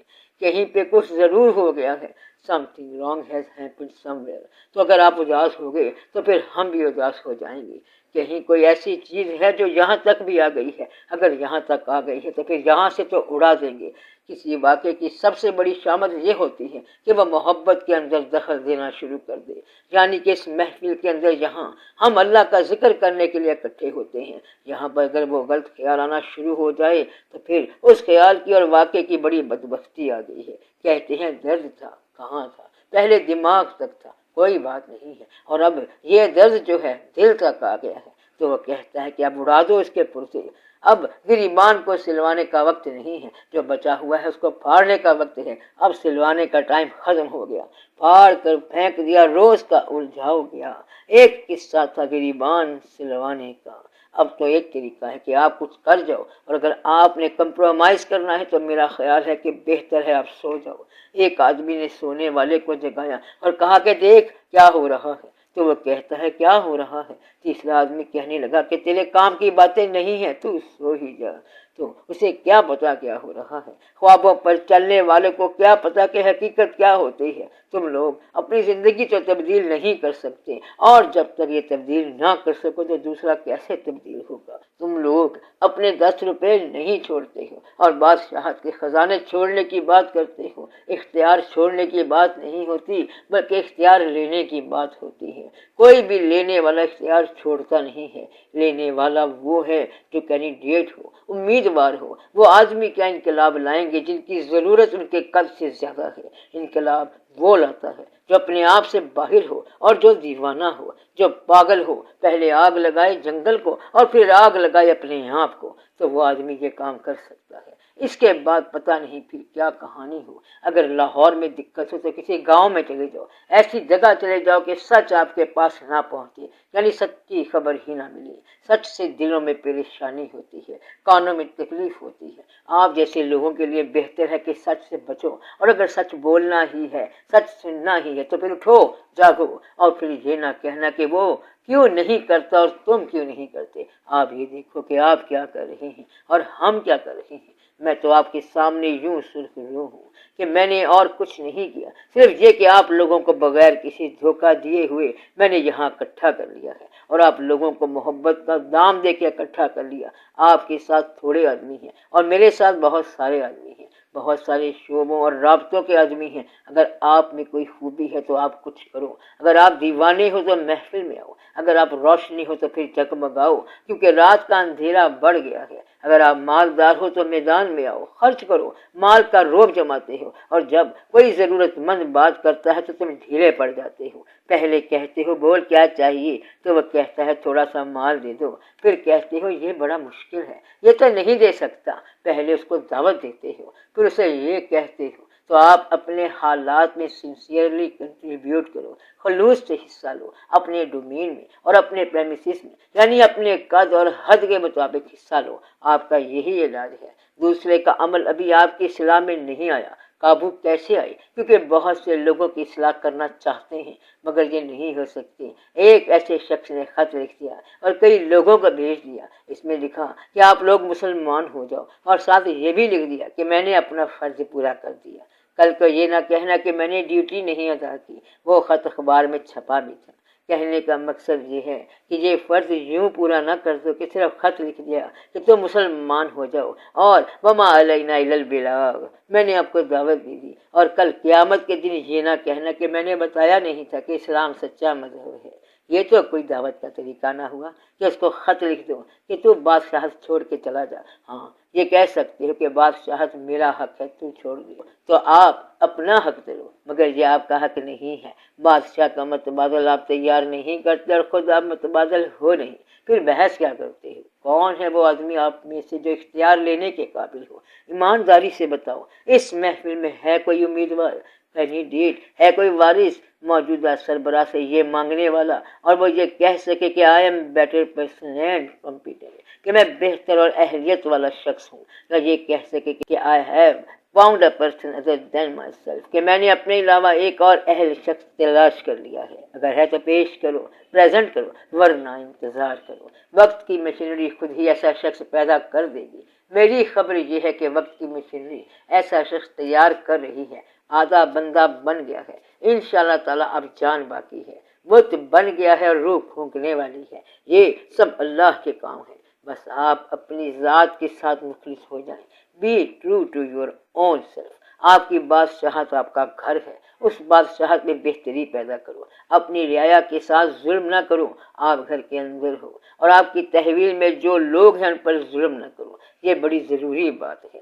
یہ نہ کہو کہ جھوٹ بہت ہو گیا، جھوٹ کو چھوڑو، سچے کو پکڑ۔ وہ کہاں گیا؟ سچا کدھر چلا گیا؟ جھوٹے کا قصور نہیں ہے بلکہ قصور سچے کا ہے کہ وہ کدھر چلا گیا۔ جھوٹ تو باطل ہے، جھوٹ نے تو باطل ہونا ہی ہے، اور سچ کو اس نے ریپلیس کرنا ہے، کیونکہ سچا ہی کہیں بھاگا ہوا ہے۔ اس کو جا کے پکڑو کہ سچے آدمی تو کہاں پر چھپا ہوا ہے، تو اس کو ڈھونڈ نکالو۔ ہمارا جھگڑا ہے سچے آدمی کے ساتھ کہ وہ کہاں غافل ہے۔ اسے کہو اے سچے انسان، صادق انسان، وقت کے انسان، تو کدھر چپ کر کے بیٹھا ہوا ہے؟ تو باہر نکل، جھوٹ نے قبضہ کر رکھا ہے، تیری بادشاہت میں چوہے دوڑ رہے ہیں، اصل میں تو تیری بادشاہت ہے، اور تو کیا کر رہا ہے؟ اجالے کو ہمارے سامنے جلدی جلدی لا، کہیں سے بھی کہیں سے بھی آتا ہے جلدی لاؤ، نہیں آتا تب بھی لاؤ۔ اب ہم گھبرا گئے ہیں، ہمارا دل تنگ ہو گیا ہے، اب بدل ڈال وقت کو، وقت بدل جائے گا انشاءاللہ تعالی۔ دعا کرو کہ یا اللہ وقت کی رفتار کو بدل،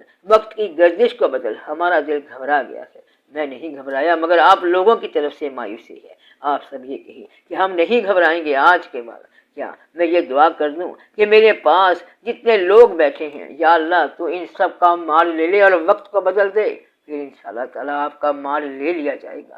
مگر ایک آدمی کا مال لینے سے بات نہیں بنتی، یہ ساری قوم کی بات ہے۔ جو آپ چاہتے ہیں وہی ہوگا، مگر ایک سسٹم کے تحت ساری بات ہوگی، تو آپ سسٹم ہی بدل دو۔ لیکن ایک بات یہ ہے کہ آپ جو بھی سسٹم بدلو وہ خوش نیتی سے بدلو اس وقت جب آپ کا اختیار ہو، اور اختیار سے پہلے نہ بدل دینا، کیونکہ اس طرح آپ بدل نہیں سکو گے۔ پھر جو بھی سسٹم ہوگا وہ خوبصورت ہوگا۔ میں کہتا ہوں آپ کچھ بھی نافذ کر لو، مگر دیانتداری سے نافذ کر لو، ایمانداری سے نافذ کر لو۔ شرط یہ ہے کہ قوت نافذ اونسٹ ہو، دیانتدار ہو، پھر تو ہر چیز ٹھیک ہے۔ حکومت کی کوئی فارم آ جائے، کوئی شکل آ جائے، بہتر ہے۔ اگر آدمی سنسیئر ہو، مخلص ہو، تو ہر فارم بہتر ہے۔ ایسا آدمی جو نافذ کرے گا وہ صحیح سمجھ کے نافذ کرے گا، تو آدمی سنسیئر مخلص ہونا چاہیے، قوت نافذہ سنسیئر ہونی چاہیے۔ آپ کا مسئلہ ہی یہ ہے کہ قوت نافذہ سنسیئر نہیں ہے۔ اب اگر آپ قوت نافذہ میں سنسیئر ہیں، مخلص ہیں، تو پھر تو آپ کا کام ہو گیا، کام ہوا پڑا ہے، بلکہ 2 قدم باقی رہ گئے ہیں، تو آدھا کام تو آپ کر رہے ہیں کہ سنسیئر ہو گئے ہیں۔ وہ جو لوگ غلط کو نافذ کر رہے ہیں اور غلط بن کے بیٹھے ہوئے ہیں، ان سے بچنے کا یہی طریقہ ہے کہ آپ لوگ سنسیئر ہو جائیں اور آپ کو نفاذ کا موقع مل جائے۔ کوئی ایسا میریکل معجزہ ہو جائے کہ نفاذ ہو جائے، کوئی ایسی انرجی توانائی پیدا ہو جائے، کریٹ ہو جائے، ایسا واقعہ ہو جائے کہ کوئی کلیکٹیو موومنٹ، اجتماعی تحریک بن جائے۔ ورنہ عام طور پر یہ ہوتا ہے کہ موومنٹ سنسیئر مخلص لوگ شروع کرتے ہیں، مگر غیر مخلص لوگ، ان سنسیئر لوگ آگے جا کر پھر ایوان صدارت میں بیٹھ جاتے ہیں۔ عام طور پر یہی ہوتا رہا ہے کہ فکر کرنے والا کوئی اور ہوتا ہے اور آگے پہنچنے والا کوئی اور ہوتا ہے۔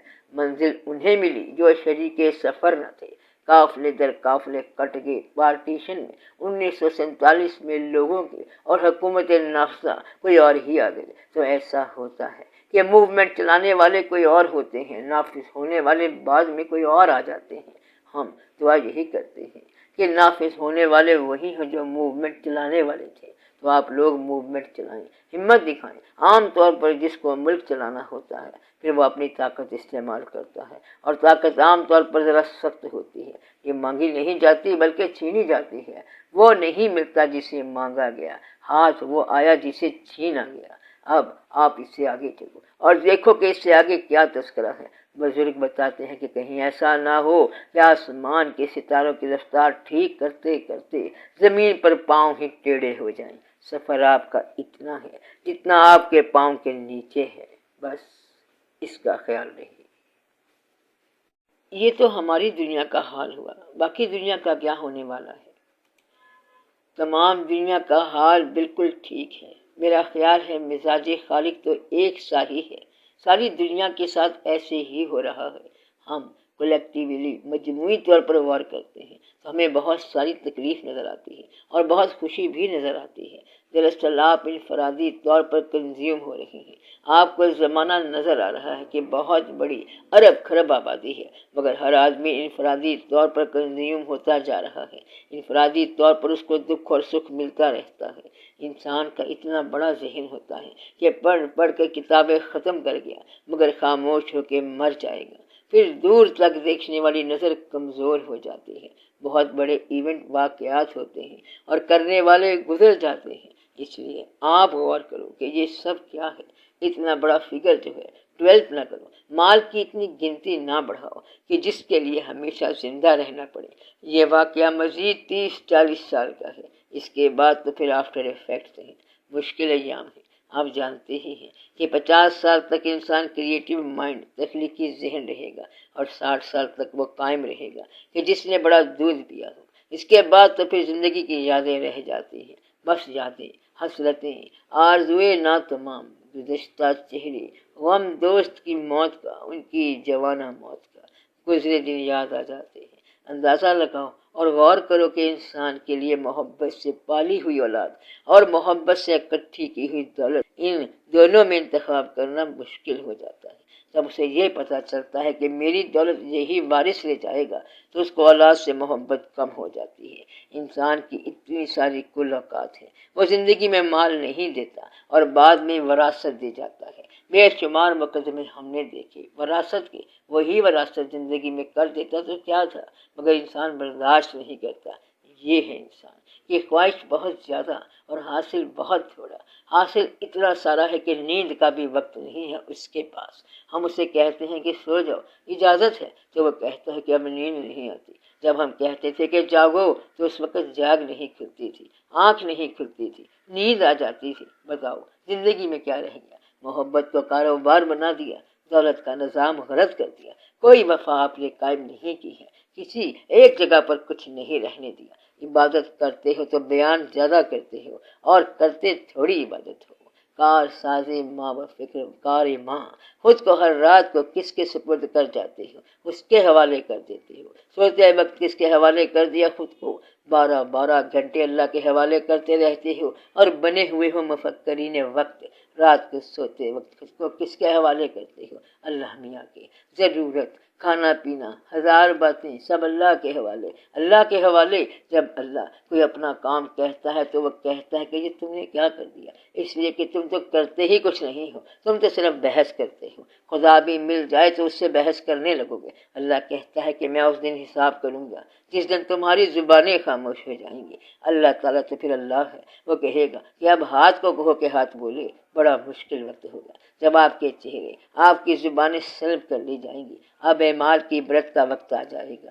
ایک بات میری بہت یاد رکھنا، بہت زیادہ یاد رکھنا، میں ایک بار پھر کہہ رہا ہوں، جب آپ یہ دعا کرتے ہیں کہ اللہ تعالیٰ ایک آدمی کو اپنے کیے ہوئے کی سزا ہونی چاہیے، اور پھر آپ کہتے ہو کہ یا اللہ اس شخص کو اس کے اعمال کی عبرت سے آشنا کر دے، تو یہ اس وقت ہوگا، یعنی دعا اس وقت آپریٹ کرے گی جس وقت دعا کرنے والے کو اس کے اپنے اعمال کی عبرت سے آشنا کرایا جائے گا۔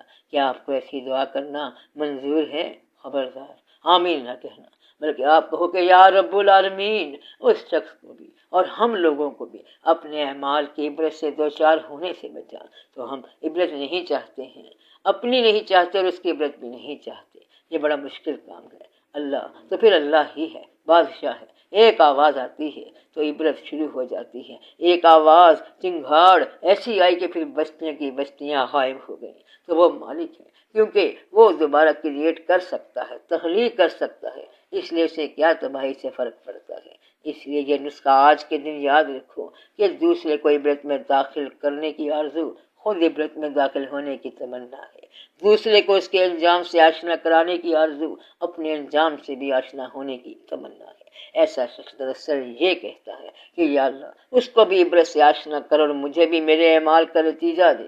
بہت کم لوگ ہیں جو جرت کے ساتھ یہ بات کریں گے، کیونکہ یہ مشکل الفاظ ہیں۔ اس لیے کوئی آدمی دوسرے کو اس کی عبرت میں پہنچاتے وقت اپنے لیے بھی عبرت کی تیاری کرے، پھر نتیجہ یہ ہوگا کہ اپنے اعمال کے نتیجے آپ کے سامنے آ جائیں گے، اور وہ وقت جو ہے بڑا سخت ہوتا ہے۔ اس لیے فریاد کا سہارا لو۔ اللہ تعالیٰ آپ لوگوں پر مہربانی کرے، آپ کو آسان وقت سے گزارے اور آپ کے خیال کی الجھن دور کرے۔ آدمی کا خیال الجھن بن جائے تو بہتر ہے۔ آدمی کو اللہ تعالیٰ کو پکارنا چاہیے۔ اللہ تعالیٰ آپ کو خیالوں کی الجھن سے بچائے۔ آپ لوگ الجھے بلا وجہ ہی ہیں، آپ کو الجھنا نہیں چاہیے۔ اللہ کے مضمون اللہ ہی جانے۔ تمہارے پاس جتنا دور ہے اتنا ہی دیکھو، جو تحویل میں ہے اس کو درست کرو، تو اپنی تحویل والوں کو درست کرو۔ جھگڑا اس کے ساتھ ہو جس کو سامنے بٹھا کے جھگڑا کرو، تب لطف بھی آتا ہے، وگرنہ ہوا کے ساتھ جھگڑا نہ کرو کہ تو تیز کیوں چل رہی ہے اور دریا سلو کیوں چل رہا ہے۔ اس لیے جس شخص کے آمنے سامنے بیٹھ کے بات کرنے کی گنجائش ہو اس کے ساتھ کلام کرو۔ پھر بھی دعا ہے اللہ تعالیٰ سے کہ آپ ابتلا سے آزاد ہو جائیں۔ ہاں یہ ہو سکتا ہے، دعا تو ہو سکتی ہے۔ جس آدمی سے آپ آمنے سامنے بیٹھ کے بات کرنا چاہتے ہیں اور وہ حالات پیدا کرنا چاہتے ہیں کہ آمنے سامنے بیٹھ کے بات ہو سکے، تو اللہ تعالیٰ یہ مہربانی فرما سکتا ہے۔ آپ کو جو پسند ہے حاصل کر لو، یا جو حاصل ہے اسے پسند کر لو، درمیان میں پریشان نہ ہونا۔ آپ لوگ چاہتے ہیں کہ چاند کا بڑھنا گھٹنا بند ہو جائے، لوگ بہت کچھ چاہتے ہیں مگر قابو نہیں آ رہا۔ اگر قابو نہیں آ رہا تو پھر آپ ذرا دھیان کرو۔ میں آپ کو یہ مشورہ دے رہا ہوں کہ کہیں سنسیئرلی خلوص میں اتنے پریشان نہ ہو جانا کہ دل میں کوئی اذیت پیدا ہو جائے۔ انسان کی صحت کے معاملات کمزور ہو جاتے ہیں، آپ ضرور اس کا خیال رکھنا۔ اعصاب پہ بہت پریشانی نہیں آنی چاہیے۔ اپنے کام میں دھیان رکھو اور یہ یاد رکھو کہ آپ سے زیادہ جاننے والے کوئی اور لوگ بھی ہیں، بلکہ بہت سارے ہیں، اور وہ سب غور کر رہے ہیں۔ آپ دعا کیا کرو کہ اللہ تعالیٰ کوئی بہتر صورت نکال دے۔ اللہ تعالیٰ کوئی نہ کوئی صورت ضرور نکال دے گا۔ آپ کو اگر ذاتی طور پر کوئی عمل کرنے کی خواہش پیدا ہو جائے تو دعا کرو، فکر کرو اور فکر کو تازہ رکھو۔ اللہ تعالیٰ کوئی نہ کوئی سبب بنا دے گا، گھبرانا نہیں چاہیے۔ موجودہ دور میں بڑی پریشانیاں ہیں، اخبار بھی آتا ہے تو تہلکہ مچ جاتا ہے۔ اس سوال کے اندر آپ نے آدھا سوچا ہے۔ سوچنے والی پوری بات یہ ہے کہ جو خبر دینے والی ایجنسی ہے اس نے اخبار میں جو خبر دی ہے، دینے والے نے بڑے حساب سے دی ہے کہ جو نتیجہ وہ ڈیزائر کرتے ہیں، چاہتے ہیں، وہی برآمد ہوتا ہے۔ جب پریشان کرنا مقصود ہو تو پریشان کرنے والی خبر دی جاتی ہے، اور جب نہ پریشان کرنا مقصود ہو تو پھر صاف خبر دی جاتی ہے۔ بات ویسے نہیں ہوتی جیسے آپ کو نظر آ رہی ہے۔ جو اخبار میں بات ہے وہ بات ویسے نہیں ہے۔ اخبار کی خبر اور ہے اور اصل واقعات اور ہیں۔ بس جو جس کے اختیار میں بات ہو وہی کرو۔ باقی ذرائع جتنے ہیں آپ اچھے ذرائع استعمال کریں۔ ایسا کیوں ہے کہ ہم دوسروں کو بدلنا چاہتے ہیں اور خود نہیں بدلتے؟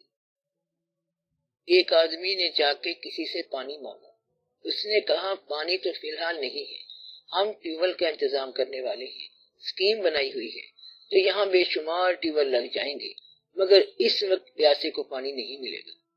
اپنی اصلاح بہت مشکل ہے اور دوسری کی اصلاح بہت آسان ہے۔ صرف اپنی اصلاح ہوتی نہیں ہے، اصلاح کو بیان کرنا بڑا آسان ہے اور اپنی اصلاح سب سے مشکل ہے۔ عام انسان گھبراتے ہیں کہ اپنی اصلاح اور اپنے گھر کے ساتھی کی اصلاح کیسے کریں۔ اپنے گھر کا اپنی مرضی کے مطابق ماحول بنانا بڑا مشکل ہے۔ اب آپ کو ایک فارمولہ بتاتا ہوں کہ وہ شخص جو اپنے ذاتی گھر کو اپنی پسند کے مطابق نہ بنا سکا، وہ دنیا کو اپنی پسند کے مطابق کیسے بنائے گا؟ آپ کے گھر کے افراد تو آپ کا کہنا مانتے نہیں، جو آپ کی تحویل میں ہے اس کی اصلاح کرو۔ پہلے آپ اپنے آپ کی تحویل میں آ جاؤ، ورنہ یہ انا کا غبارہ تو پھیل جاتا ہے۔ انسان سمجھتا ہے کہ وہ اصلاح کرنا چاہتا ہے، لیکن اس سے یہ اصلاح نہیں ہوتی۔ وہ کہتا ہے کہ ذاتی زندگی میں اپنی اصلاح کے لیے، مسلمان کے لیے قرآن پڑھنے کے لیے بڑا وقت درکار ہے اور بڑی تھوڑی زندگی ہے۔ میں نے پہلے بھی آپ کو بتایا تھا کہ 60 سال کی زندگی میں 20 سال آپ سو کے گزارتے ہیں اور باقی سال مصروفیات میں رہتے ہیں، اور پھر آپ کے پاس کچھ کرنے کے لیے ٹائم ہی نہیں ہوتا، کیونکہ سونا، جاگنا، بیماری اور کام میں سب وقت ختم ہو جاتا ہے۔ 50 سال کے بعد یادیں ویسے ہی ختم ہو جاتی ہیں، نام بھولنے شروع ہو جاتے ہیں۔ وہ آدمی جس کو یادداشت پر ناز تھا، اس کی یادداشت کمزور ہونا شروع ہو جاتی ہے۔ وہ چہرے جن کا محبت سے انتظار ہوتا تھا، اب وہ چہرے پہچانے ہی نہیں جاتے، اور وہ کہتا ہے کہ مجھے دیکھو میں وہی ہوں۔ زندگی ہے کیا؟ ماں باپ سے انسان باہر نہیں نکل سکتا، اولاد سے باہر نہیں نکل سکتا، اور مزاج سے باہر نہیں نکل سکتا۔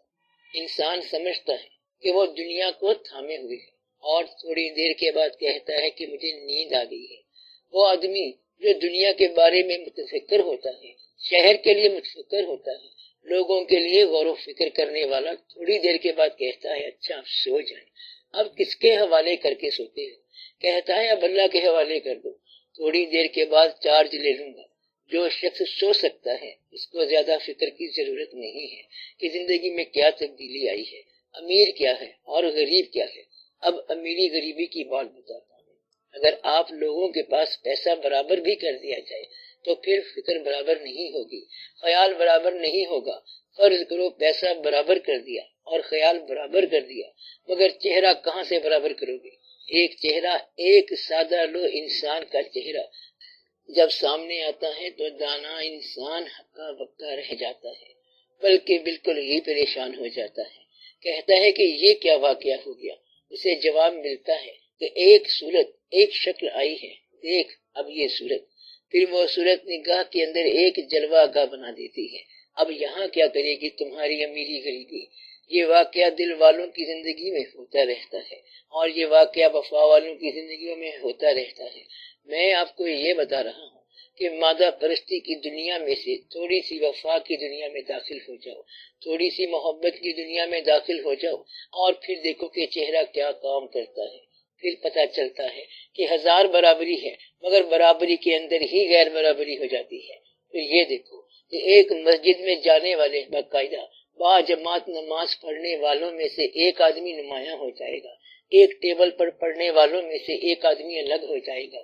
یہ خدا داد چیز ہے، یہ غور کرنے والی بات ہے۔ اور آپ سمجھدار ہو کہ دنیا کی ساری تاریخ عوام کے واقعات ہیں اور خواص کے بیان ہیں، فکر والے لوگ، مفکرین اور عام آدمی کی بات ہے، اور پیغمبروں اور امتوں کا واقعہ ہے۔ یہ کمال کی بات ہے کہ سب دنیا کے برابر کا قرآن ایک آدمی پر نازل ہو رہا ہے، اور درود ہو اس آدمی پر، آپ صلی اللہ علیہ وآلہ وسلم کی ذات پر۔ اللہ کے کام آپ نہیں سمجھ رہے کہ اللہ کے کام کیا ہیں، اور ایسے ہی پریشان ہوتے جا رہے ہیں۔ کام اس نے ایسے کیے ہیں کہ صاف ظاہر ہے کہ وہ انفرادیت کا مالک ہے۔ اللہ سب انسان برابر پیدا کرے گا، چہرے پہ دو کان، دو آنکھیں اور ایک ناک، مگر انسان برابر نہیں ہوتے۔ 10 کروڑ آدمی اگر کھڑے کر دیے جائیں تو کہتا ہے دیکھو سب کی آنکھیں دو دو ہیں اور سب کے کان برابر ہیں، ٹھیک ہے، بالکل ٹھیک ہے۔ پھر کہتا ہے مگر سب کی شکلیں الگ الگ ہیں۔ تو ہر انسان برابر ہے، مگر ہر انسان غیر برابر ہے۔ وہ انفرادیت کا مالک ہے، مگر آپ اس میں انفرادیت شکنی کرتے ہو۔ یہ نہیں ہو سکتا۔ پیسے والا بخیل ہو سکتا ہے، مگر غریب آدمی فیاض ہو سکتا ہے، سخی ہو سکتا ہے۔ بے شمار غریب سخی ہوتے ہیں، سخی آپ نے دیکھا ہی نہیں۔ چل پھر کے دیکھو کہ سیر کر دنیا کی، اور دیکھو عاقبت مکذبین کی، جھوٹوں کی۔ دولت سے انسان معتبر نہیں ہو جاتا، اور نہ غریبی سے غیر معتبر ہوتا ہے۔ غریبی اور دولت کی اور کہانی ہے۔ دعا کرو کہ فکر کی غریبی نہ ملے اور ایمان کی غریبی نہ ملے۔ میں بار بار آپ کو سمجھاتا آ رہا ہوں کہ صرف رزق یہ نہیں کہ پیسہ ہو، بلکہ خیال، ایمان، فکر اور بعض اوقات چہرہ بھی رزق دیتا ہے۔ اکثر اوقات کچھ اور بات، بلکہ ایک بات نہیں، 1000 باتیں رزق ہیں۔ تو یہ کمال کی بات ہے۔ 1400 سال پہلے حضور پاک صلی اللہ علیہ وآلہ وسلم تشریف لائے۔ آپ لوگ اندازہ لگائیں کہ آپ جیسا انسان جو کہ بھائی کی بات نہیں مانتا، اپنے ماں باپ کی بات نہیں مانتا، اپنے کسی استاد کی بات نہیں مانتا، مگر آج بھی آپ صلی اللہ علیہ وسلم کا کلمہ پڑھتا جا رہا ہے، تو اس انسان پر درود کیسے نہ بھیجا جائے؟ آپ ایسے لوگ ہو کہ بادشاہوں کے خلاف بولتے ہو اور اس ذات پر درود بھیجتے ہو، تو پھر وہ ذات کیا ذات ہے؟ بس کمال ہے۔ تو یہ اللہ تعالیٰ کے کام ہے کہ انہیں غریب ترین پیدا کر کے دکھایا، یتیم پیدا کر کے دکھایا، مگر ساری کائنات جھکی پڑی ہے ان کے سامنے۔ تو دولت پیسہ نہیں ہے، دولت اخلاق ہے۔ اصل دولت وہ مقام ہے جو رحمت للعالمین صلی اللہ علیہ وآلہ وسلم کا مقام ہے، پیازی کا مقام ہے، کردار کا مقام ہے، افکار عالیہ کا مقام ہے۔ جیب خالی ہے اور کائنات ان کے سامنے جھکی ہوئی ہے۔ اگر کوئی آدمی غریب بھی ہے اور پیسے کی پوجا بھی کرنے والا ہے تو وہ بہت ہی غریب ہے۔ آپ اپنی غریبی کو عزت کی نگاہ سے دیکھو۔ عزت کی نگاہ سے کب دیکھا جاتا ہے؟ جب حسرت ختم ہو جائے۔ جن کے پاس مال ہے ان کی آزمائش ہے۔ تم سمپل ہی صحیح ہو، سادہ ہی ٹھیک ہو۔ غریبی پیغمبر صلی اللہ علیہ وسلم کے گھر کی عطا ہے، اس بات کو یاد رکھنا۔ یہ ہم نہیں کہتے کہ قومیں غریب ہو جائیں، امیر بھی ہو جائیں، لیکن پہلے آپ یہ دیکھو کہ اچھا امیر بہت اچھا امیر ہوتا ہے، اور برا غریب بہت برا غریب ہوتا ہے، بہت برا ہوتا ہے، اور اچھا غریب بھی بہت اچھا ہوتا ہے، اللہ والا ہوتا ہے۔ تو انسان گڈ اور بیڈ ہوتے ہیں، اچھے یا برے ہوتے ہیں، امیر غریب نہیں ہوتے، بلکہ نیک اور بد ہوتے ہیں۔ میں آپ کو یہ کہہ رہا ہوں کہ معاشرے میں نیکی اور بدی کی تقسیم کیا کرو، نیکی اور بدی کو تقسیم کا معیار بناؤ، پھر امیری غریبی کی تقسیم بھی ہو جائے گی۔ آپ کا کیا خیال ہے کہ ہمارے ملک میں غریبی آئی پڑی ہے مگر سڑکوں پہ راستہ ملتا نہیں ہے، کیونکہ گاڑیاں اتنی ہیں، مہنگائی زیادہ ہوتی جا رہی ہے اور سپلائی بھی زیادہ ہو رہی ہے۔ جھگڑا غریبی کا نہیں ہے، جھگڑا ہے غریب فکری کا۔ آپ کے افکار ختم ہو گئے، ایمان کمزور ہو گیا۔ میں آپ کو اپنی ذات کی اصلاح کا طریقہ بتاتا ہوں۔ آپ اپنے آپ کو کسی کی تحویل میں دے دو، جیسے مردہ بدست زندہ، یعنی جیسے وہ چاہے اصلاح کر دے، تو یہ ایک طریقہ ہے، اس طرح اصلاح ہو جاتی ہے۔ ایک لگن میں لگ جاؤ تو بھی آپ کی اصلاح ہو جائے گی، کثیر المقصدیت سے بچ جاؤ تو اصلاح ہو جائے گی، سنگلنس آف پرپس، ایک مقصد رکھو تو اصلاح ہو جائے گی۔ آپ نیکی اور بدی کی پہچان کرو، اچھے آدمیوں سے ملو اور برے آدمیوں کو اوائڈ کرو، ان سے دور ہو جاؤ، یا پھر یہ کہ آپ ان کی اصلاح کے لیے ملنا چاہتے ہیں۔ unless you are going to reform them، تو آپ کی اصلاح ہو جائے گی۔ اصلاح یافتہ کی تمنا جو ہے وہ اصلاح کرتی ہے۔ اصلاح اپنی تنہائی کے اندر اپنا محاسبہ کرنا ہے، مین alone، اور دوسرا ان سوسائٹی، یعنی تنہا انسان اور ہجوم میں انسان۔ تو آپ سوسائٹی میں مبالغے سے گریز کریں، سوسائٹی میں جھوٹ سے گریز کریں اور تنہائی میں اپنا محاسبہ و جائزہ لیتے رہیں، پھر انشاءاللہ تعالی اصلاح ہو جائے گی۔ اصلاح بہت ساری صفات کا نام نہیں ہے بلکہ ایک صفت کا نام ہے، اور یہ بات یاد رکھ لینے والی ہے۔ مثلا ایک ریفارمڈ آدمی ہے، اصلاح شدہ آدمی ہے، چاہے آپ کسی کا نام لے لو تو اس میں ایک صفت نمایاں ہوگی اور باقی صفات جو ہیں وہ صرف بیلنس میں ہوں گی، توازن میں ہوں گی۔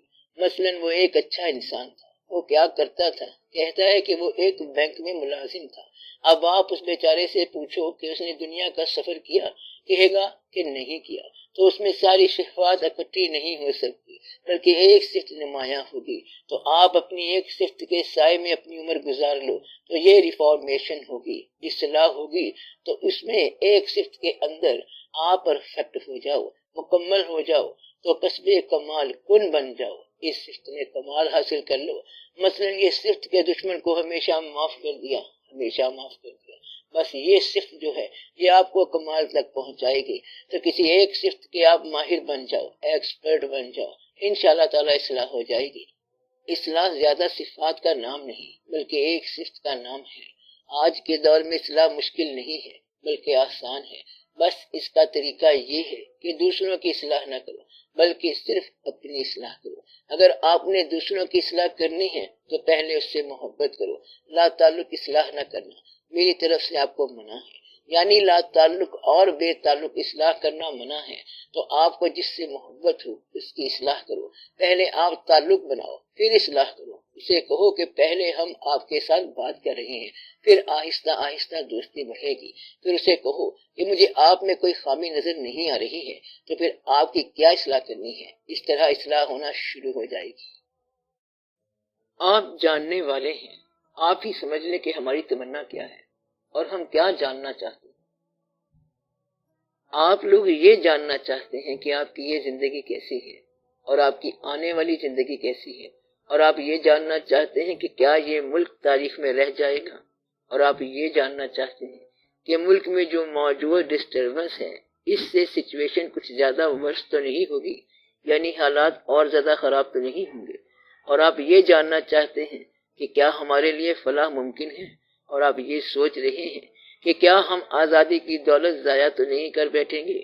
آپ یہ سب باتیں جو پوچھنا چاہتے ہیں یہ سب باتیں بتانے والی نہیں ہیں۔ اس میں کچھ اشارہ کر سکتا ہوں کہ یہ زندگی اس آدمی کی اچھی ہے جس نے اپنے علاوہ کسی اور آدمی کی خوشی کو اپنا مقصود بنایا ہو۔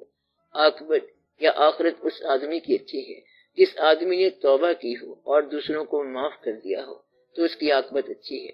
میں ایک بات کر رہا ہوں کہ جن لوگوں نے آپ کے خلاف زیادتیاں کی ہیں آپ ان کو معاف کر دیا کرو، اور آپ سے جو غلطی سرزد ہو گئی ہے آپ اس کی معافی مانگ لیا کرو اور استغفار کر لیا کرو۔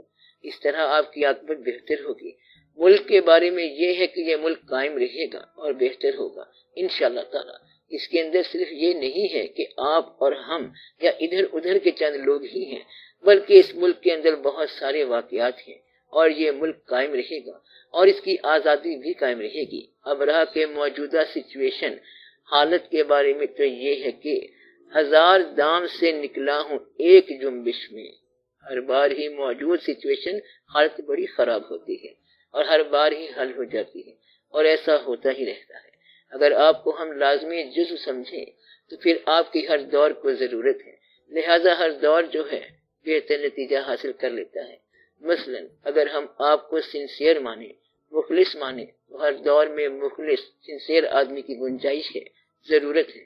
تو آپ کی ہر دور میں گنجائش ہے اور حالات میں کبھی بھی انشاءاللہ تعالی ایسا وقت نہیں آئے گا جب کوئی چیز لا علاج ہو. علاج ہمیشہ موجود رہتا ہے. اس لیے آپ کبھی مایوس نہ ہونا اور اچھے حالات کا انتظار کرنا. اور یہ جو برائی آپ دیکھ رہے ہیں یہ کسی ایک انسان کی ہوئی نہیں ہے، ایک سسٹم کی پیداوار ہے. اب سسٹم کی جو غلطی ہے وہ آپ نوٹ کرو کہ کیا ہے، سسٹم کیا ہے، وہ جو تضاد ہے وہ کیا ہے. تو تضاد یہ ہے کہ آپ نے اللہ کو مانا.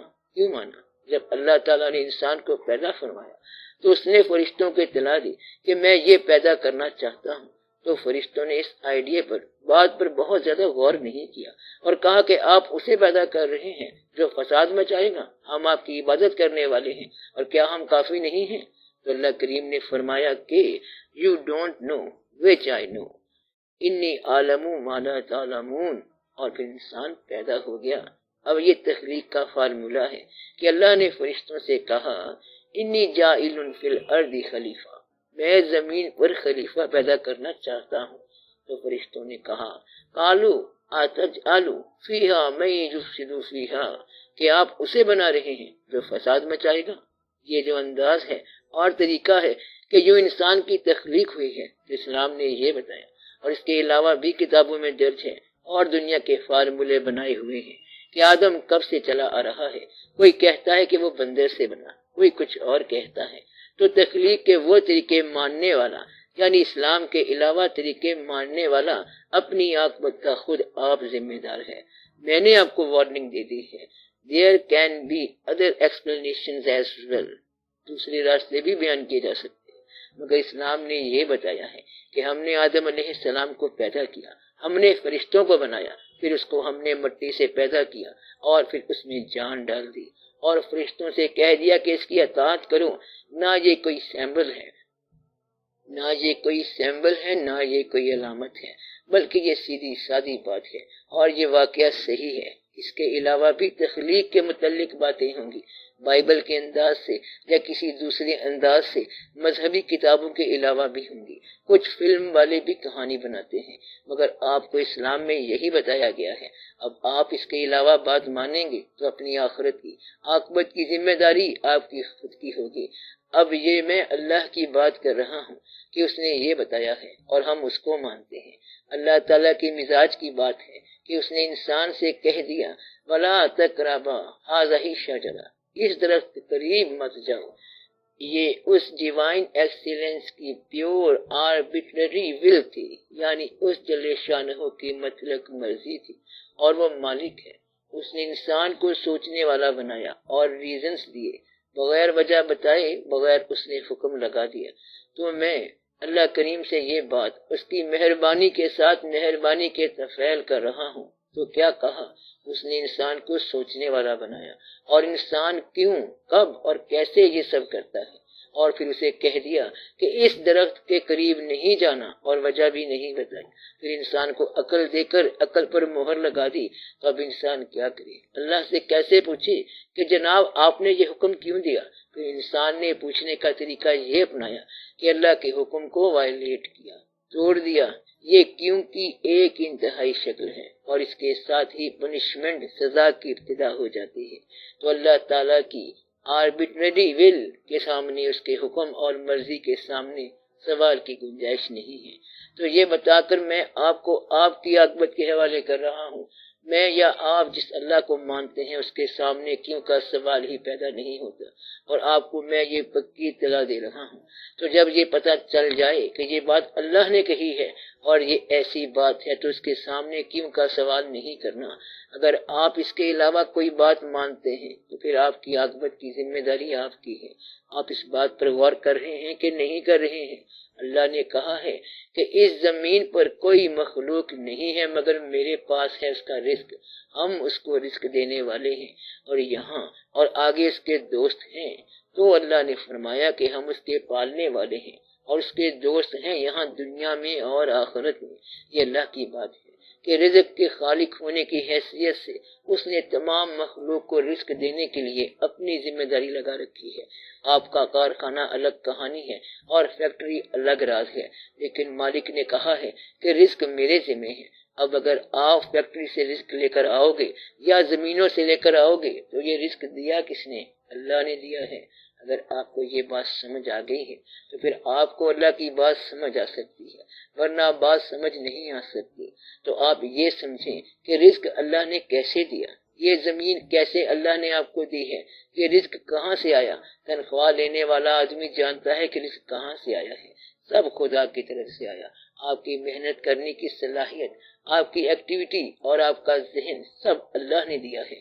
میں نے آپ کو پہلے بھی بتایا ہے کہ اللہ نے کیسے آپ کو رزق دیا ہے، کہ کسی کی نگاہ میں رزق ہے، کسی کے انداز میں رزق ہے، کسی کے خیال میں رزق ہے، کسی کے قلم میں رزق ہے، اور کسی کے تھوڑے سے ذہن میں علم کی ایسی گنجائش ہے کہ وہ ڈگری لے کر ملازمت کر لیتا ہے۔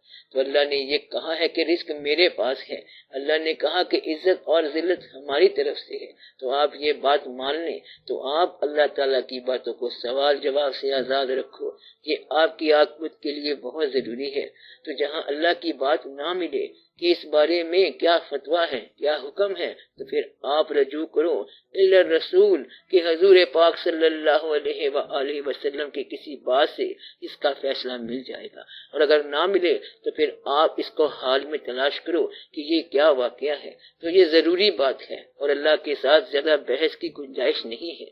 تو میں آپ کو آج وقت کے اندر تضاد کا بتا رہا تھا کہ تضاد یہ ہے کہ ہم اللہ کو مانتے ہیں، اللہ وہ ہے جو آربیٹریری ول رکھتا ہے، ہم سے پہلے آپ ہی رب بن کر بیٹھ گیا ہے، وہ بادشاہ ہے، مالک ہے، اس کو سلام اور سجدہ کرتے ہیں کہ اس نے ہم سے رب بننے کے لیے نہیں پوچھا، یہ اس کا کمال ہے، ووٹ نہیں لیا، اور اس نے کائنات میں کسی کو بھی نہیں پوچھا، اور پھر بھی وہ کائنات کا رب ہے، ہر آغاز سے پہلے رب ہے اور ہر انجام کے بعد بھی رب ہے۔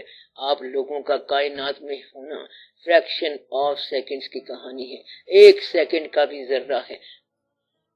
اللہ کا مزاج غیر جمہوری ہے، میں نے یہ کہا ہے کہ رب کا مزاج غیر جمہوری ہے، اور جب یہاں پر تضاد پیدا ہوتے ہیں تو پھر آپ کے ملک میں فساد پیدا ہوتے ہیں۔ اللہ تعالیٰ جس کو جب چاہے پیغمبر بنا دے۔ کمال کی بات تو یہ ہے کہ پیغمبر بھی انسان کے ووٹ سے نہیں بنے گا، پیغمبر کو نامزد کرنا بھی غیر جمہوری ہے۔ اللہ تعالیٰ جس کو جب چاہے پیغمبر بنا دے۔ کمال کی بات تو یہ ہے کہ پیغمبر بھی انسان کے ووٹ سے نہیں بنے گا، پیغمبر کو نامزد کرنا بھی غیر جمہوری ہے۔ اللہ جس کو جب چاہے پیغمبر بنا دے، وہ اگر چاہے تو قتل کو کلزم بنا دے۔ آپ لوگ یہ دیکھیں کہ موسیٰ علیہ السلام کلام نہیں کر سکتے، لیکن اللہ کریم نے انہیں اپنا ہم کلام بنا دیا، اور نام ان کا کلیم اللہ ہے، حالانکہ ان کی زبان میں لکنت ہے۔ تو یہ اللہ کی بادشاہی ہے، وہ جو چاہے کرے۔ اب آپ لوگ دیکھیں کہ آپ کے ملک میں اسلام کا نعرہ ہے، اور یہ نعرے کی حد تک ہی ہے، اور جمہوریت کی آمد ہے۔ اگر آپ کے ملک کے آدھی سے زیادہ لوگ یعنی 51% لوگ اسلام نہ چاہیں، بشرط کہ سارے لوگ ووٹ دیں، تو پھر آپ کی جمہوریت کیا کرے گی؟ پھر تو جمہوریت آئے گی لیکن اسلام نہیں آئے گا۔ اور اگر اسلام ان لوگوں کا نظر انداز کر دے کہ یہ سارے جھوٹے ہیں تو پھر نظام مملکت کیسے بنے گا؟ اس تضاد کے دوران جو موجود حکومت ہے وہ عافیت میں بیٹھی ہے۔ آپ کے ملک میں اسلام آتا ہے تو جمہوریت نہیں رہتی، اور اگر جمہوریت آتی ہے تو اسلام نہیں رہتا۔ لہذا یہ مسئلہ کسی سے حل نہیں ہونا، اور زندگی کا کاروبار اسی طرح چلتا رہے گا۔ جمہوریت آپ کے ہاں آئی نہیں، پھر اسلام کا جو نفاذ یہاں ہو رہا ہے اس سے زیادہ اور کوئی بے معنی چیز نہیں ہے۔ اس میں ناراض ہونے والی بات کوئی نہیں ہے۔ آپ اس بارے میں ذرا جذباتی ہیں، مگر آپ یہ دیکھیں کہ مسلمانوں پر اسلام کا نفاذ ابھی تک کیوں نہیں ہوا۔ 1400 سال ہو گئے اور اسلام کا نفاذ مسلمانوں پر نہیں ہوا، تو پھر وہ کیسے مسلمان ہیں؟ مسلمانوں پر اسلام نافذ نہیں ہوا، اور یہ اسلام مسلمانوں پر نافذ نہیں ہو سکتا، اور یہ قوت اسلام نافذ کر ہی نہیں سکتی، تو اب آپ یہ مسئلہ حل کر لو کہ وہ کون سا اسلام ہے جو مسلمانوں پر نافذ نہیں ہو رہا ہے، اور یہ کیسے مسلمان ہیں کہ جن پر پچھلے کئی سال سے اسلام نافذ نہیں ہو رہا ہے۔ لہذا یہ تضاد جو ہے یہ اس طرح حل نہیں ہوگا، اس لیے کہ آپ لوگوں کو آزاد نہیں چھوڑ سکتے کہ جیسے مرضی ہو جائیں، اور پابند کر نہیں سکتے۔ لہذا موجیں حکمران طبقے کی ہیں، اور ان تضادات کے اندر ہی بادشاہوں کی آسودگی و عافیت ہے۔ اس تضاد کو ریزالو کرنے کے لیے، حل کرنے کے لیے، حل کرنے کے لیے آپ میں سے کوئی صاحب دانش آگے بڑھے اور کہے کہ جمہوریت جو ہے یہ اسلام کا مزاج نہیں ہے، کیونکہ نہ تو کوئی ولی اللہ جمہوریت کے ذریعے آیا، نہ کوئی پیغمبر آیا، اور نہ خدا آیا، اور نہ خدا کے رسول صلی اللہ علیہ وآلہ وسلم آئے۔ یہ سب جمہوریت سے نہیں بلکہ اللہ کے حکم سے آئے۔ اس کے علاوہ بھی آپ کسی کی بات کر لو، مثلا کسی فقیہ کی بات کر لو کہ لوگوں نے ان کو فقیہ بنا لیا ہو، نہیں، یہ سب ادھر سے ہوا ہے۔ مجدد الف ثانی رحمت اللہ ووٹوں کے ذریعے سے نہیں بن گئی۔ جب الیکشن ہوں گے تو آپ ووٹ دیکھو گے، لوگ کہیں گے اس دفعہ ہمارا خیال ہے کہ مجدد کے الیکشن کرا دیں، کسی کلندر کے الیکشن کرا دیں، ابدال کا الیکشن ہونا چاہیے، چلو غوث الاعظم کا الیکشن ہو جائے۔ تو یہ تو انتخاب والی چیزیں نہیں ہیں، بلکہ آپ خود کہیں گے کہ یہ تو ادھر سے آتے ہیں۔ تو پھر باقی کیا رہ گیا؟ باقی صرف ساری کہانی کی کہانی رہ گئی ہے۔ تو آپ لوگوں کی فکر میں جو تضاد موجود ہے، آپ اس تضاد کو فکر سے نکالو۔ یہاں آ کر انسان کو ٹھہرنا چاہیے اور خدا کے ساتھ بحث نہیں کرنی ہے۔ جب تک آپ کا خیال درست نہ ہو، جمہوریت نافذ نہیں ہونی اور اسلام نے آنا نہیں ہے، اور یہ وقت ٹلنا نہیں ہے۔ یہاں پر اسلام کے نفاذ کی اس لیے ضرورت نہیں ہے کہ ہم پر پیدائشی طور پر اسلام نافذ ہے۔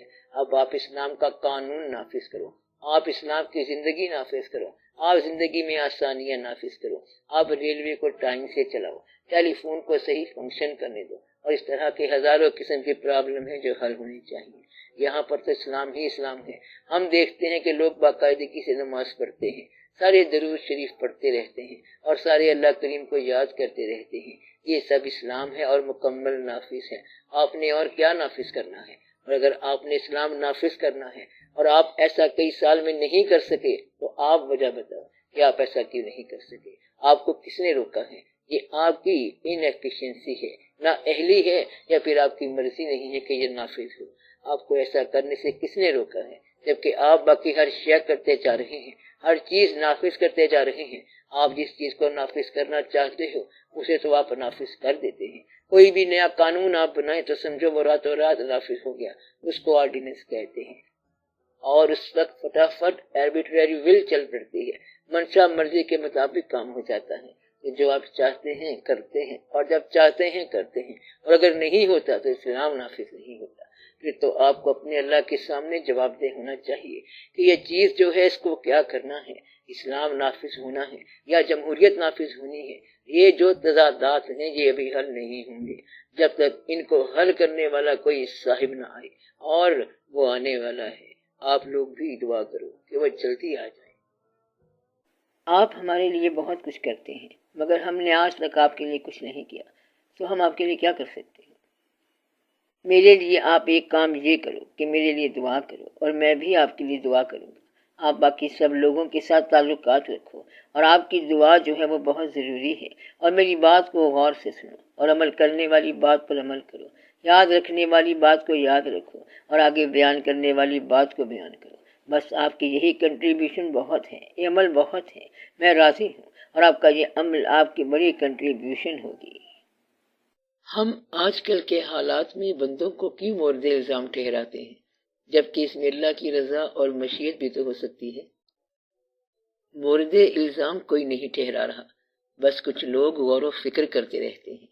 یہ ٹھیک ہے کہ ہر بات ضرور اللہ کی طرف سے ہوتی ہے، لیکن پھر بھی انسان جائزہ لیتا رہتا ہے کہ یہ کیا واقعہ ہے۔ ہر چیز کو اللہ کے حوالے کرنے سے جو نتیجہ ہوتا ہے، تو جو صحابان غور ہوتے ہیں اس پر وہ غور کرتے رہتے ہیں۔ اب اللہ کی طرف سے دونوں طرح کے واقعات ہوتے ہیں۔ اللہ کے حوالے کرنے والی جو بات ہے تو ایک واقعہ سنو۔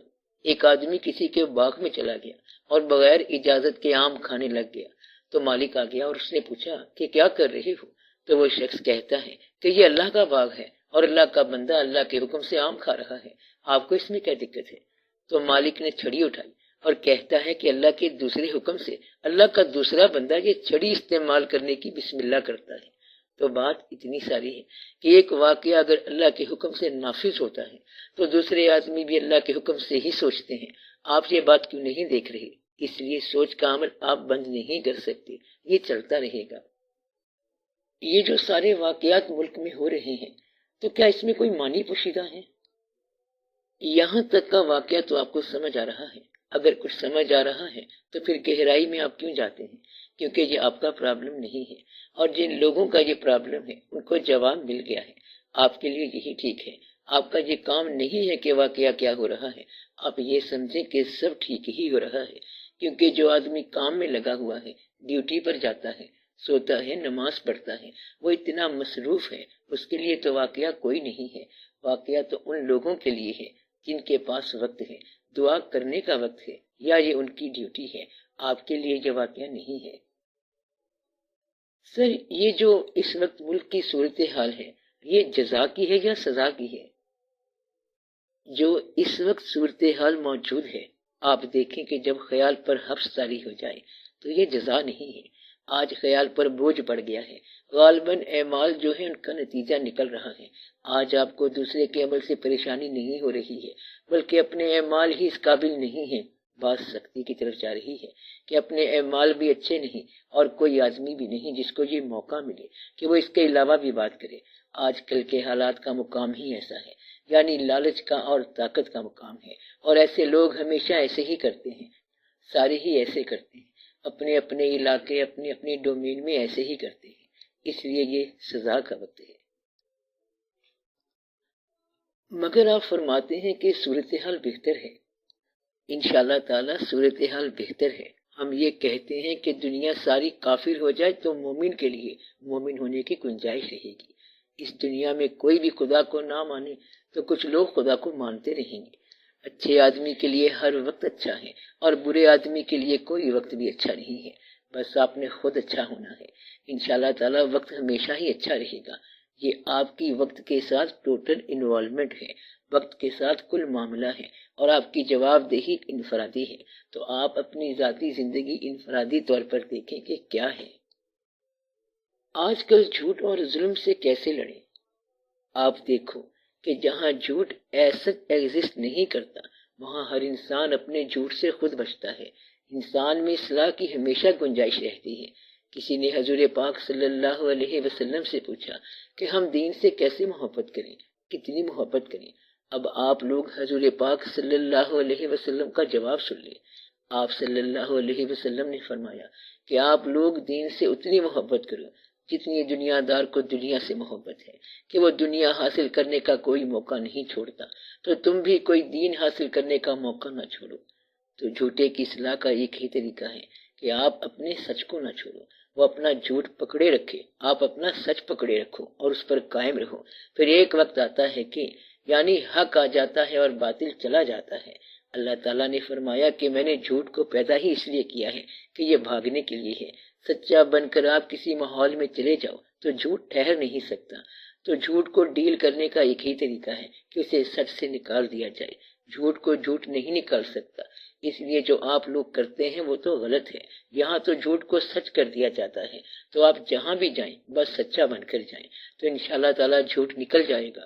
تو جھوٹ کو نکالنے کا ایک ہی طریقہ ہے کہ سچے بن جاؤ۔ سچ اور صداقت والے صادق لوگ صادق بن کر پوری دنیا پر چھا گئے ہیں۔ صداقت گواہی ہے، کسی اور طریقے کی بات نہیں ہے، بلکہ صرف صادق کی بات ہے۔ جو طاقت سچ کو پیدا کرتی ہے وہ طاقت باطل کو بھی پیدا کر دیتی ہے۔ یہ آپ کا کام نہیں ہے۔ جس نے سورج بنا کے کائنات کو چلانا ہے، اس نے آپ کی نگاہ پہلے بنائی ہے اور سورج کو بعد میں بنایا ہے۔ اب وہ روشنی خود بخود نظر آ رہی ہے، نہ اس کا کوئی ثبوت ہے اور نہ فارمولہ ہے۔ آنکھ کے ساتھ نظر لگا کے نظارے بنانے والا لطف لے رہا ہے، تو نظارے بعد میں بنائے، پہلے نظر بنا دی۔ اس لیے صداقت کو پہچاننے کے لیے آپ کے پاس صداقت کا شعور آ جائے گا، اور یہ شعور موجود ہے۔ اب صداقت کا آغاز ہو رہا ہے۔ جو کچھ آپ کر رہے ہیں آپ کو جو پریشانی ہے، یہ جو صداقت دیکھنے کی تمنا پیدا ہو گئی ہے، یہ جو حالات کو بہتر دیکھنے کی تمنا پیدا ہو گئی ہے، یہ جو کنفیوژن دور کرنے کی خواہش پیدا ہو گئی ہے، یہی تو صداقت کا آغاز ہے۔ پھر جب وہ واقعہ ہو جاتا ہے تو قرار آ جاتا ہے۔ اب یہ جو بے چینی پیدا ہو رہی ہے اس کا حل نکل آئے گا اور انشاءاللہ تعالی یہ سب ٹھیک ہو جائے گا۔ اللہ تعالیٰ فرماتا ہے کہ جیسی قوم ہوگی ویسے حاکم مسلط کر دیے جائیں گے۔ ایسی صورت میں ہم کیا کریں؟ آپ کو کس نے کہا ہے کہ قوم کو حاکم پسند نہیں ہے؟ یہ جو 12 کروڑ عوام ہے یہ کب حاکموں کو ناپسند کر رہی ہے؟ کیونکہ اتنی بڑی قوم اگر مخالفت کرے تو کیا کوئی حاکم چل سکتا ہے؟ آپ کا یہ بیان جو ہے یہ ایسے نہیں ہے جیسے آپ بیان کر رہے ہیں کہ جیسی قوم ہوگی ویسے حاکم ہوں گے۔ جو اللہ تعالیٰ نے فرمایا ہے بالکل ٹھیک فرمایا ہے، اور ایک حدیث شریف ہے جو لوگوں کے بارے میں ہے کہ جیسے بادشاہ ہوتے ہیں ویسے ہی لوگ بھی ہو جاتے ہیں۔ یہ دونوں باتیں برابر برابر چلی ہوئی ہیں۔ اب جب اس حکمران کو ہٹانا مقصود ہوگا تو لوگوں میں طاقت آ جائے گی۔ فی الحال تو لوگ ڈر رہے ہیں اور نہیں جانتے کہ اچھا ہے کہ نہیں ہے۔ اگر 90 دنوں کے بعد انتخابات ہو جائیں تو عام آدمی کی اقتصادی زندگی میں کیا فرق پڑ جائے گا؟ آپ اگر انتخاب لڑے تو پھر کیا فرق پڑ جائے گا؟ جہاں اور جس وقت میں آپ کے خیال میں دقت ہو اسے آپ چینج کرو، تبدیل کر لو، اور اگر چینج تبدیل کرنے کی صلاحیت نہ ہو تو پھر غور کرو اور خاموش رہو۔ یعنی کہ جو پسند کی چیز ہے اسے حاصل کر لو، ورنہ جو کچھ حاصل ہے اسے پسند تو کرو۔ صرف بیان کرتے رہنا اچھا نہیں ہے کہ یہ برا ہے اور وہ برا ہے۔ آپ ایک اور بات دیکھو کہ اگر برائی دیکھنی ہے تو اپنے آپ میں دیکھو اور پھر اس برائی کی اصلاح کر لو۔ بار بار یہ بات ہم آپ کو سمجھاتے ہیں کہ بادشاہوں کی برائیوں کا حل کرنے کا کام آپ کا نہیں ہے جب تک کہ آپ کو یہ ڈیوٹی نہ ملی ہو، unless you are appointed that way۔ فی الحال آپ دیکھتے جائیں، یہ قبول کرنے کا وقت ہے اور آپ سے بہتر لوگ بھی دنیا میں موجود ہیں۔ بس آپ غور کریں اور آپ اپنے حالات کو دیکھیں۔ سیاست کے میدان کی اور بات ہے، یہ اور میدان ہے۔ آپ اپنی اصلاح کرو اور اپنے آپ پر غور کرو۔ جب 90 دن میں انتخابات نہیں ہوئے تھے تو لوگوں نے کیا کر لیا؟ یہ ایسے ہی پریشان ہونے والی بات ہے۔ آپ لوگ اس کا تھوڑا سا علاج سوچو، اس کا کوئی اور ہی علاج ہے۔ اس سے پہلے جو انتخاب ہوئے تھے ان سے کیا فرق پڑا تھا، اور اب اگر انتخاب ہو جائیں گے تو کیا فرق پڑے گا؟ بات انتخاب سے حل نہیں ہوتی ہے، بلکہ آپ کا مقصد کیا ہے اور آپ کیا چاہتے ہیں۔ اصل بات یہ ہے، اور یہ کہ اصل میں آپ کی پوری قوم کا نصب العین کیا ہے۔ حکومت چلانا تو مقصد نہیں ہے، اسلام کو تو ایک توضیح بنا دیا گیا ہے۔ 1947 میں قوم کو ایک مقصد مل گیا تھا، یعنی مسلمانان ہند کو ایک مقصد مل گیا تھا کہ ہم نے ملک بنانا ہے، اور اس مقصد کے لیے مسلمان چل پڑے اور وطن بھی چھوڑا، مال و اسباب بھی چھوڑا، کچھ کٹ گئے اور کچھ یہاں پہنچ گئے، مگر اس کے بعد کوئی منزل نہیں ملی۔ 1947 میں ایک پاکستان بنانا تھا، اس کے بعد آپ کے ذاتی مقاصد ہیں اور قومی مقصد کوئی نہیں ہے۔ اگر قوم کا کوئی بھی متفقہ مقصد ہو جائے پھر تو قوم کامیاب ہو جائے گی، کیونکہ وہ اس میں مشغول ہو جائے گی۔ اس وقت قوم کا قومی مقصد کوئی نہیں رہ گیا، اجتماعی پرپس کوئی نہیں رہ گیا، لہذا پریشانی ہے۔ جس کو وحدت کردار کہتے ہیں یہ ختم ہو گئی ہے، کوئی متفقہ عمل نہیں رہ گیا، نہ ہی آپ کا کوئی مشترکہ لاہ عمل رہ گیا، نہ کوئی مشترکہ مقصد رہ گیا۔ ہاں، اگر انڈیا مہربانی کرے، حملہ کرے تو آپ کو ایک مقصد مل جاتا ہے، اور وہ مہربانی کرتا ہے، وہ مہربانی کرتا رہتا ہے۔ قوم کو اگر اکٹھا کیا ہے تو انڈیا نے کیا ہے، اور یہ ایمانداری کی بات ہے، جیسے کہ 1965 میں کیا اور قوم اکٹھی ہو گئی۔ جب یہ واردات ادھر ہو جائے گی تو آپ اکٹھے ہو جاؤ گے۔ جب کوئی افتاد پڑی تو یہ قوم اکٹھی ہوئی ہے، ورنہ اکٹھی نہیں ہوئی۔ آسودگی میں تو آپ جھگڑا کرتے ہیں، اور دولت آپ کو راس نہیں آتی ہے، بلکہ پریشانی آپ کو راس آتی ہے۔ فرض کرو کہ آج جو حکومت بدلی ہے اس سے آپ بڑے پریشان ہیں، اس کو تو 4 دن ہو گئے ہیں، اس سے پہلے کیا تھا؟ کون سے ایسے درخت کے پاس پھل لگ رہے تھے جو اب نہیں لگیں گے؟ تو اب بھی آپ کے آموں کے ساتھ پھل لگیں گے، اور اس سے کچھ بھی فرق نہیں پڑے گا۔ آپ بے فکر رہیں، آپ کے درختوں پر پھل لگے گا، اور حسب معمول لگے گا اور وقت پر لگے گا۔ کچھ لوگ ہیں جو دوست بھی ہیں اور دشمن بھی وہی ہیں، تو پھر تبدیلی کیا آئی ہے؟ تبدیلی تو آنی چاہیے۔ ہم بھی کہتے ہیں کہ تبدیلی آنی چاہیے، بلکہ ہم یہ کہتے ہیں کہ آپ لوگ بدل جاؤ۔ مطلب یہ ہے کہ انقلاب اس کو کہتے ہیں جب آپ پر اللہ تعالیٰ کی طرف سے آسانی پیدا ہو جائے اور دنیا کی گنتی ختم ہو جائے اور آپ اللہ کریم کے محبوب بن جاؤ، آپ اللہ کی محبت میں چل پڑو تاکہ دنیا کی محبت ہی نکل جائے، تو یہ انقلاب ہے۔ ورنہ آپ کوئی سا بھی زمانہ لے لو تو یہ کل ہی کی بات ہے۔ ہم تو بہت پرانے ہیں، یہ روز الست بھی کل کی بات ہے، ہم تو اس سے بھی پہلے سے انتظار میں ہیں۔ تو ہر دور میں ایسی بات ہوتی ہے۔ یہ سمجھو کہ بادشاہوں میں کوئی خامی نہیں ہے اور خامی عوام کی بھی نہیں ہے۔ وقت ٹھیک چل رہا ہے، بس جب اللہ کی مہربانی ہو جائے گی تو وقت اور اچھا ہو جائے گا۔ آپ کے لیے ضروری ہے کہ قوم کے پاس کوئی واحد مقصد ہونا چاہیے۔ 1965 میں تو انڈیا کے آنے سے ایک واحد مقصد ہو گیا تھا، لیکن جب مشرقی پاکستان کا مسئلہ ہوا تب یہ وحدت فکر پیدا نہیں ہو سکی۔ میں نے یہ کبھی نہیں کہا کہ وحدت فکر صرف انڈیا کے آنے سے پیدا ہوگی، یہ میں نے ایک مثال دی ہے، اور میں نے 1965 ہی کہا ہے، 1970 نہیں کہا ہے۔ آپ لوگ پاکستانی تو بنتے نہیں ہیں، صرف انتشار میں ہیں، اور آپ پہلے بھی انتشار میں تھے۔ مقصد یہ ہے کہ میں اس بات پر زور دے رہا ہوں کہ آپ اپنے اندر کوئی وحدت فکر پیدا کریں، اس سے پہلے کہ کوئی بات ہو آپ اپنی قدر کریں، اپنا خیال کریں، تاکہ قوم جو ہے وہ ضائع نہ ہو جائے۔ تو آپ لوگ کوشش کریں، لیکن آپ لوگ کوشش نہیں کرتے۔ صرف یہ نہیں کہ آپ لوگ مسئلے پر غور کر لیں اور مسئلے کو سن لیں، بلکہ آپ قوم کو وحدت فکر دیں، وحدت کردار دیں، اور یہ آپ کا کام ہے۔ اگر آپ تو سیاست کی بات کر رہے ہیں، ملک کی بہبود کا سوچنا جو ہے یہ سیاست ہے، سیاستدان کا کوئی الگ شعبہ نہیں ہے۔ ہر آدمی جو ملک کے بارے میں سوچتا ہے وہ سیاستدان ہی ہے۔ سیاست کا شعبہ جیسے آپ لوگوں نے بنایا ہوا ہے وہ یہ ہے کہ یہ سیاستدانوں کا کام ہے، مذہب مولویوں کا کام ہے، اور دوسرا کام صاحب اقتدار کا کام ہے۔ پھر آپ کا کام کیا ہے؟ کیا صرف نعرے لگانا؟ آپ لوگ صرف نعرے نہ لگائیں، آپ اپنا کردار بنائیں اور آپ اپنی اصلاح کریں۔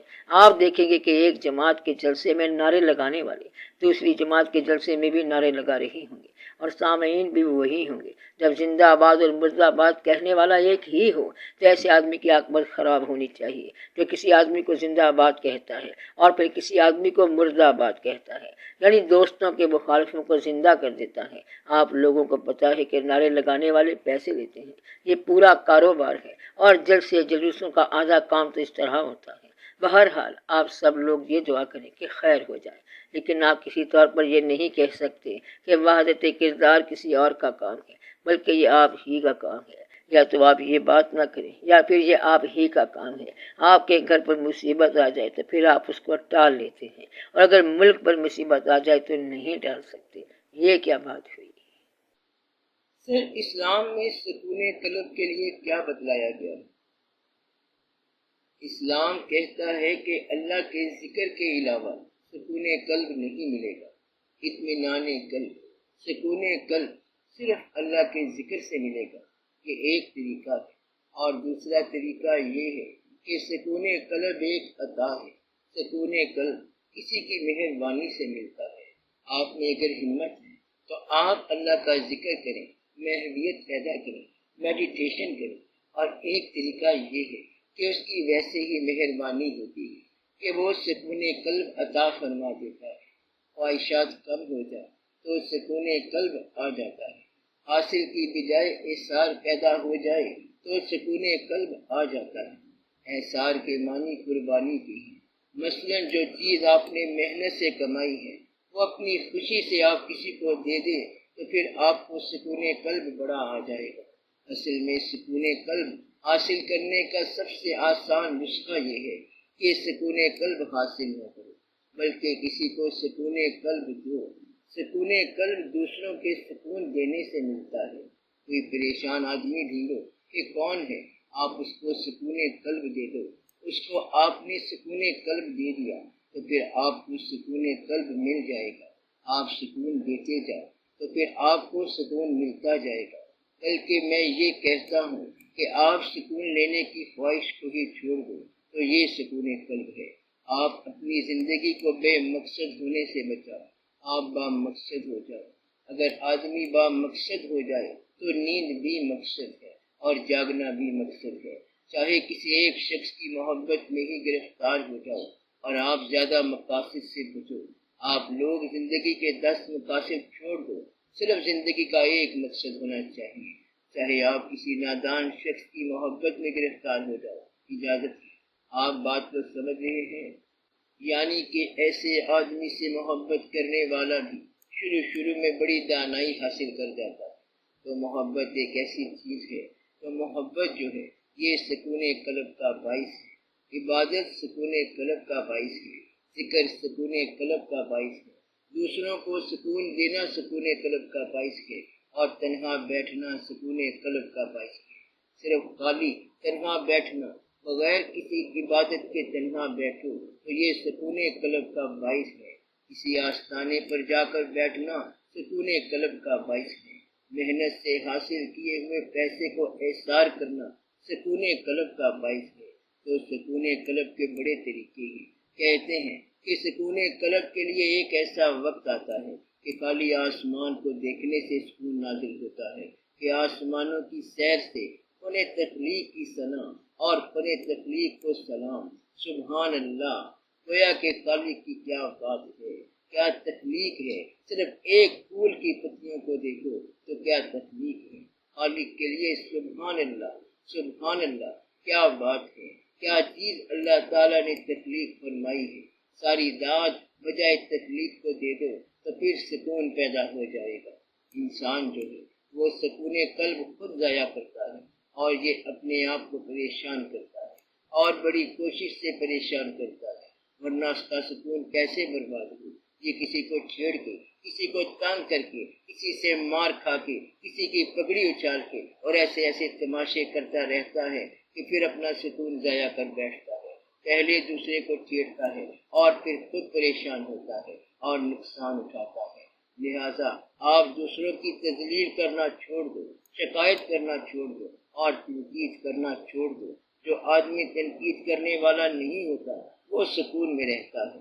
تقاضا چھوڑ دو، شکایتیں چھوڑ دو، قلعہ چھوڑ دو، شکوے چھوڑ دو، سب کو چلنے دو۔ اللہ جانے اور اللہ کی مخلوق جانے، بس آپ اپنا کام کرتے جاؤ۔ آپ کو وہ تاریخی فقرہ یاد ہوگا کہ ہمیں تو ہمارے اونٹ دے دو، باقی رہ گیا خانہ کعبہ، جس کا ہے وہی سنبھالے گا۔ تو آپ لوگ اسلام کے لیے فکر نہ کرو، اور اسلام کو بچانے کی زیادہ فکر نہ کرو، اسلام کو وہ خود بچائے گا۔ آپ لوگ اسلام کی بجائے خدا کی حفاظت کرتے ہیں۔ آپ لوگ یہ کہتے ہیں کہ ہم اللہ کی حفاظت کر رہے ہیں، ایسا نہیں، بلکہ اللہ آپ کی حفاظت کر رہا ہے۔ یہ چھوڑ دو تو سکون آپ کو بڑی آسانی سے مل جائے گا۔